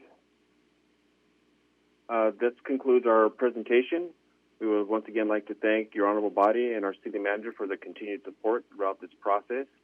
Our next scheduled update will be in July. At this time, staff is available to address any questions. Thank you, Your Honor. Thank you, Chief. There is a question by Councilmember Chen.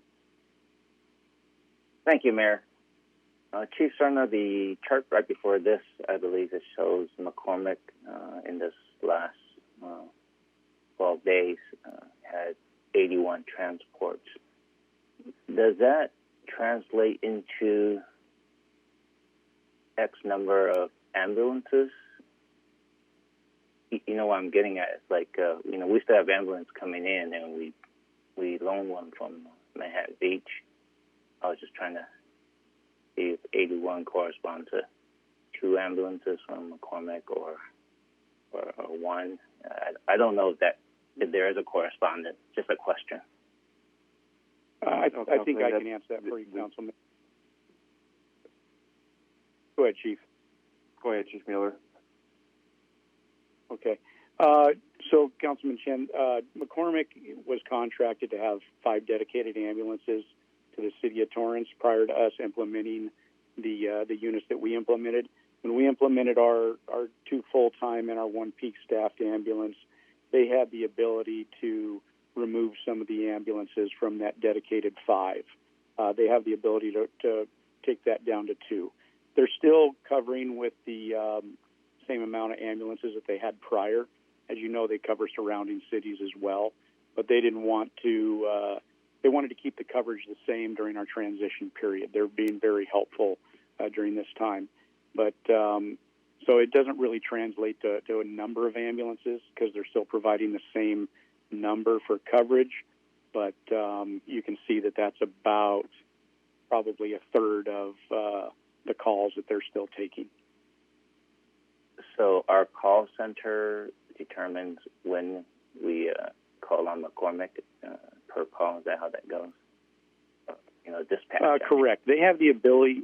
The call center, our dispatch center, has the ability to see our ambulances because they're in our live tracking system that I stated earlier through our iPads. They can track their location in the city.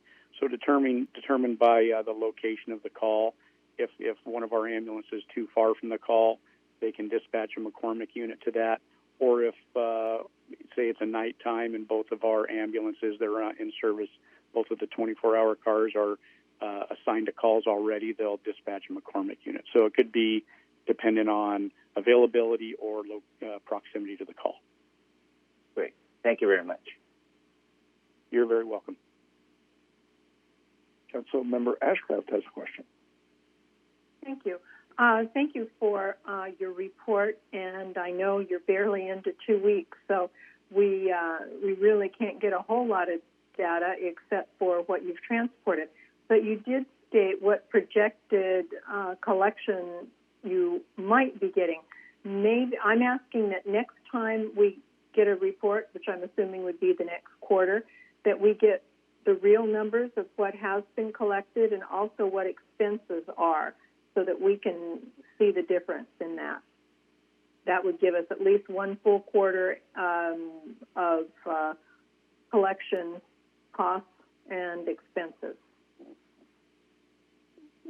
Absolutely. We can do that for you. Great. Thank you very much. I think Councilmember Kalani has a question. I do. Just a quick one. In the original proposal, we talked about going out to a call and trying to administer aid there without transporting. Were any of these calls that kind of situation? And does that? I mean, my quick math, the different types of transports don't add up to the number of responses. So what's the difference in those?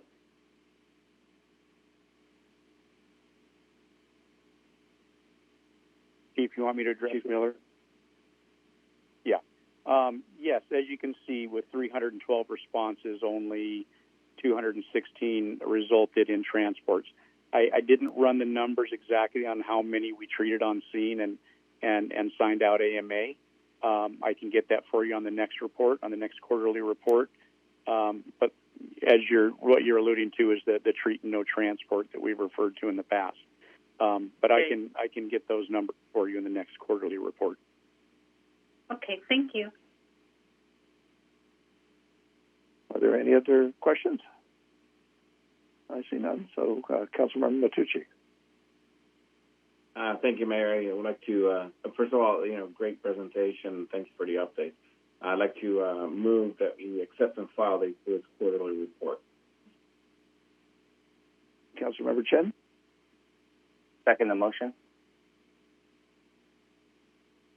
Start voting, please.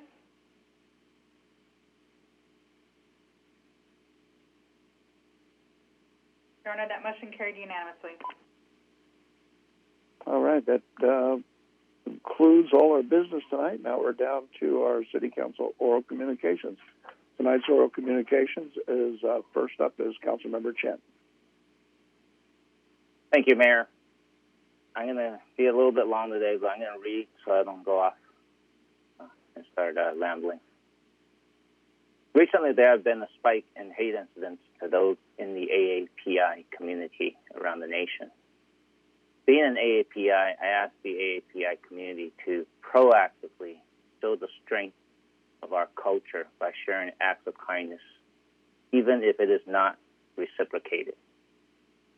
Be model citizens by being hard workers, treating others with respect, taking care of the vulnerable and the elderly, excelling in academics, and giving those in need regardless of their race or ethnicity. I call on our elected officials, especially those in law enforcement, from the District Attorney Gaston's office to the Sheriff and Police Departments, to not shy away from enforcing and prosecuting criminal actions or incidents regardless of the race or ethnicity of the perpetrator or the victims. Like everyone, the AAPI community wants a safe community to live, work, and play. We ask for no special privileges, but only to enforce the laws for public safety. If we need to change or abolish AB 109 or Prop 47, let's take action to do so. This is not the time for criminals to believe crimes committed will have no consequences. Hate uncontrolled is worse than a new virus that caused the world to stand still while eating away each person filled with hate to the core of our being while causing undeserved casualties to our community. I agree with those who have been victims of senseless violence. I commend those victims who have not responded to hate and racism with like response, but with restraint and allowing due process of law. Parents and guardians, let us take the opportunity to teach our children and community to diffuse hate and racism, responding with love and kindness, providing respectful dialogue to dispel ignorance. We can continue to excel, even when treated unfairly, but we must not fall victim by being sucked into participating in acts of violence and rioting. Recently, Major League Baseball player Yu Chang from Cleveland Indians received racist remarks after a game. His response is a lesson we all can learn. And this is his quote: "Exercise your freedom of speech in the right way. I accept all comments, positive or negative, but definitely not racist ones. Thank you all. Love you all." Close quote, he tweeted. Good night. We'll see you next week. Thank you for those great comments. I'm sorry you even had to make them, but I think it was appropriate. The next one would be Councilmember Goodrich. I have nothing this evening, Mayor. Thank you. Councilmember Griffith. Yes, thank you, Mayor. I have a couple of things here for everybody. One of the items that came before us on the budget today was a report on the budget by our finance director, and each of the department heads was asked to make their report. And I was embarrassed to say that our city treasurer did not show up, nor provide an alternate to provide her report. And considering the issues that we've had with the city treasurer over the past several years, I just felt it's appropriate to say something that I don't find that behavior acceptable without a explanation. And I also want to remind the public that the city treasurer's office is up for re-election in the June 22 election, and the current city treasurer is, in fact, allowed to run again. And just wanted to share that with the public. I also wanted to, Ms. Gillis, who spoke during orals, was cut off in her comments about the Torrance Theater Company, and I wanted to share with the public some of the comments that she wanted to make that were cut off, and I'm trying to get that here real quick on my phone. Basically, they're offering on Saturday, April 24th at 7 p.m., an event called A Few of Our Favorite Sings. And for anybody who's interested in signing up for participating in that free event, just go to the website, torrancetheatercompany.com/sings. And that was what she wanted to finish saying and was unable to say. And the last request I have is for concurrence from my colleagues. Our local Assemblymember Al Marsucci, is has put forward a Assembly constitutional amendment in Sacramento called ACA 7, and this is a constitutional amendment that he's putting forth that would, if passed, would tremendously protect the local control cities have over their land use and zoning, and something that we've all been discussing for quite some time. It's important to us as a city.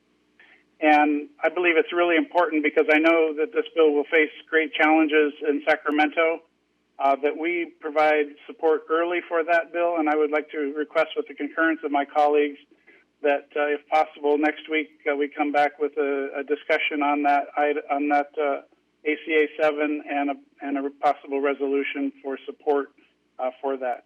And so I'd like to ask if I could get concurrence for having that come back. Looks like we have it. Thank you all very much for that. Great, thank you.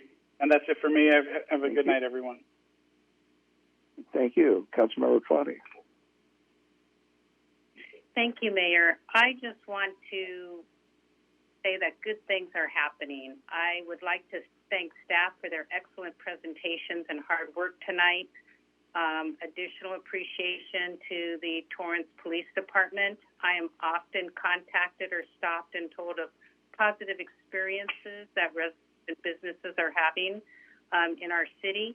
And congratulations once again to the Torrance Fire Department for a successful kickoff to the transportation program. I forgot what the numbers were, but how many people showed up because they wanted to be part of Torrance? And that's just so impressive. So that's what I wanted to say. Thank you. Good night. Thank you. Councilmember Matucci. Thank you, Mayor. I really love the words that Councilman George Chen said. I think it's very important that we stand strong against any kind of racism. But, mainly is, we got into the point where we're not really punishing bad behavior anymore. So I think that's really the root of the problem, regardless of the victim's race or ethnicity. So I really do love what you said, Mr. Chen. I really want to say thank you to the crews out there. Our Torrance City crews are really planting a lot of trees, and it looks like we put the tree planting efforts in overdrive, and trees do make a community beautiful. And I know we've been taking down a lot of mature trees. I get a lot of messages and emails saying, you're planting trees, but you're planting sticks compared to what was there.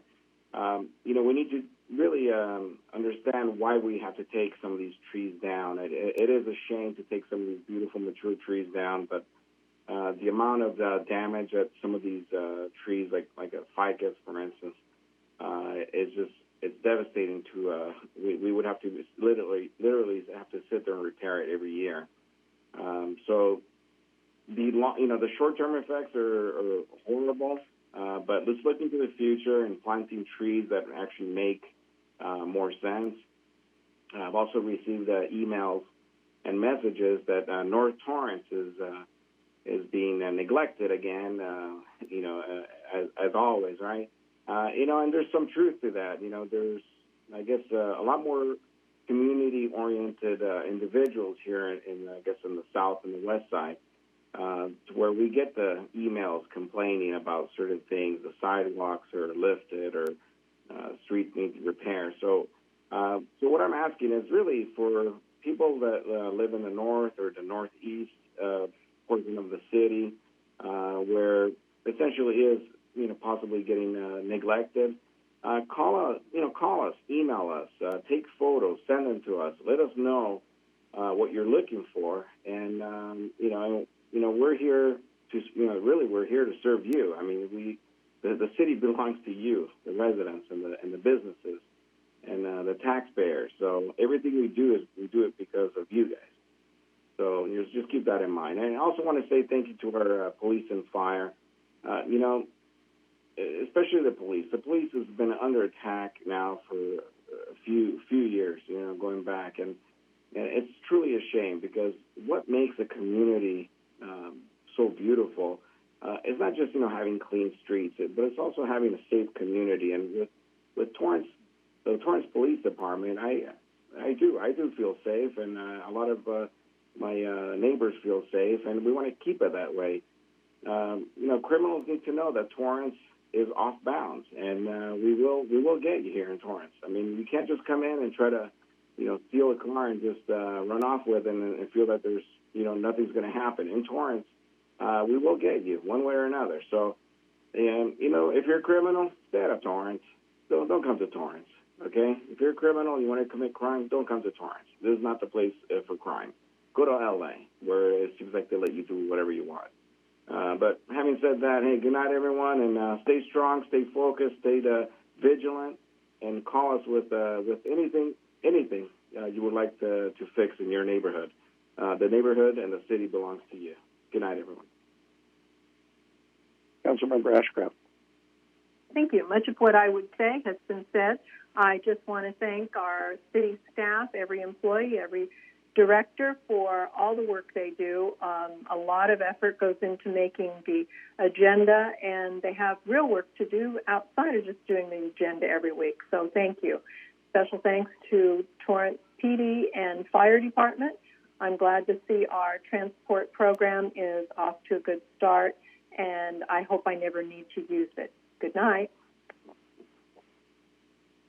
Yeah. Absolutely don't want to use that program, that's for sure. Responding to Councilmember Matucci, I want to tell you the North Torrance Neighborhood Association is perhaps the most active homeowners association in the city. Their membership do an awful lot in our community, in the north end of the community. I don't know where you're hearing from that the north end is not being serviced, because I live in the north end, and I know the north end gets the service and the personal service of the mayor. And I know I get the emails from people, and I send them forward. So they can certainly contact me. They can certainly contact their homeowners association. I would encourage them to be involved in the homeowners association. North Torrance Homeowners Association just worked with a number of different agencies and put together a parquet, if you want to call it. But we can't call it a parquet because it's not going to be benches. It's not going to be taken care of by the Parks Division. It's just a piece of green stretch for people to go to. They planted trees there, they put rocks in there, and they made it into a nice environment. Right off of Yukon at 180th Street, I encourage everybody to ride by there and see what a local neighborhood homeowners association can do when they do positive things. I want to thank everybody for joining us tonight. I think it's not as long as it could have been, but it's not as short as we would all have liked it. But as we ease our way into the new normal, more and more people are going back to school and back to work. And as a reminder, residential street sweeping has resumed. Parking enforcement for street sweeping and permit parking areas is currently in a grace period until this Sunday. Next Monday, regular enforcement will begin. That's April 19th. Street sweeping is necessary to keep our streets and storm drains clean. An average of, get this number, 22,000 to 24,000 pounds is collected per day. That's 22,000 to 24,000 pounds of trash is picked up in our streets every day. Anything that's dumped into the storm drains will eventually go to the ocean if it's not picked up and cleaned up. And that's why we encourage you all to move your vehicles from the posted areas on the day and time period posted to allow for street sweeping. Want to help us remind your neighbors? Download and print the Good Neighbor Street Sweeping flyer at torranceca.gov/street sweeping to share with your neighbors. Let them know what day it is, because, after a year of not moving your vehicle, some people are forgetting. So, even though they're trying to clean the streets, people are still parking there. So this is an easy, handy flyer that you can give to your neighbors. Put it out there, let them know it's whether Tuesday, Wednesday, Thursday, Monday, whatever day they're sweeping, and put the hours on there as well. I want to thank you all for sticking with us this long. I want to remind you to be safe in your practices. But I encourage you to go enjoy your favorite restaurants, shops, businesses that have reopened in the less restrictive tier. help them recuperate, navigate through this pandemic. Money can't buy happiness, but it can buy local. That's kind of the same thing, right? For every $100 spent at a Torrance-owned business, at least $58 recirculates and remains in our local economy. So put your money where your heart is, right here in the city of Torrance. For current information concerning COVID-19, follow us on social media and visit torranceca.gov/COVID-19. For daily updates, tune into City Cable or torranceca.gov and watch it live on COVID-19 Today, Mondays through Thursday at 4 p.m., and weekends in Torrance, which airs every Friday, Saturday, and Sunday at 2 o'clock p.m. And thank you all for sticking with us tonight. I hope you have a great time in the next week. We look forward to seeing you on April 20th at our next meeting, and I'll take a motion to adjourn.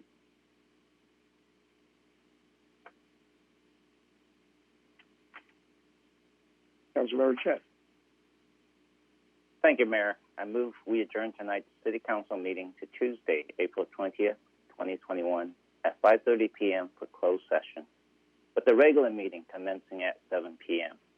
My motion incorporates by reference the orders from the state of California and the county of Los Angeles that are listed under adjournment on the agenda. Members of the Torrance City Council and staff may participate in this meeting in person or via teleconference or other electronic means, pursuant to the Governor's Executive Order N-2920. No physical location from which members of the public may observe the meeting and offer public comment will be provided. Information on how the public can watch and participate in the meeting is found on the agenda. Councilmember Matucci. I'll second that. Start voting, please. Your Honor, that motion carried unanimously. Thank you. See you all next week.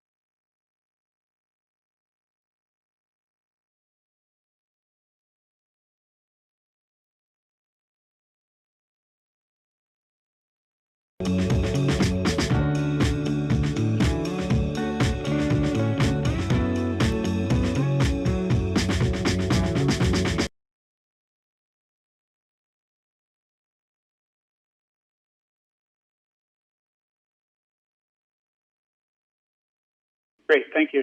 And that's it for me. Department. I'm glad to see our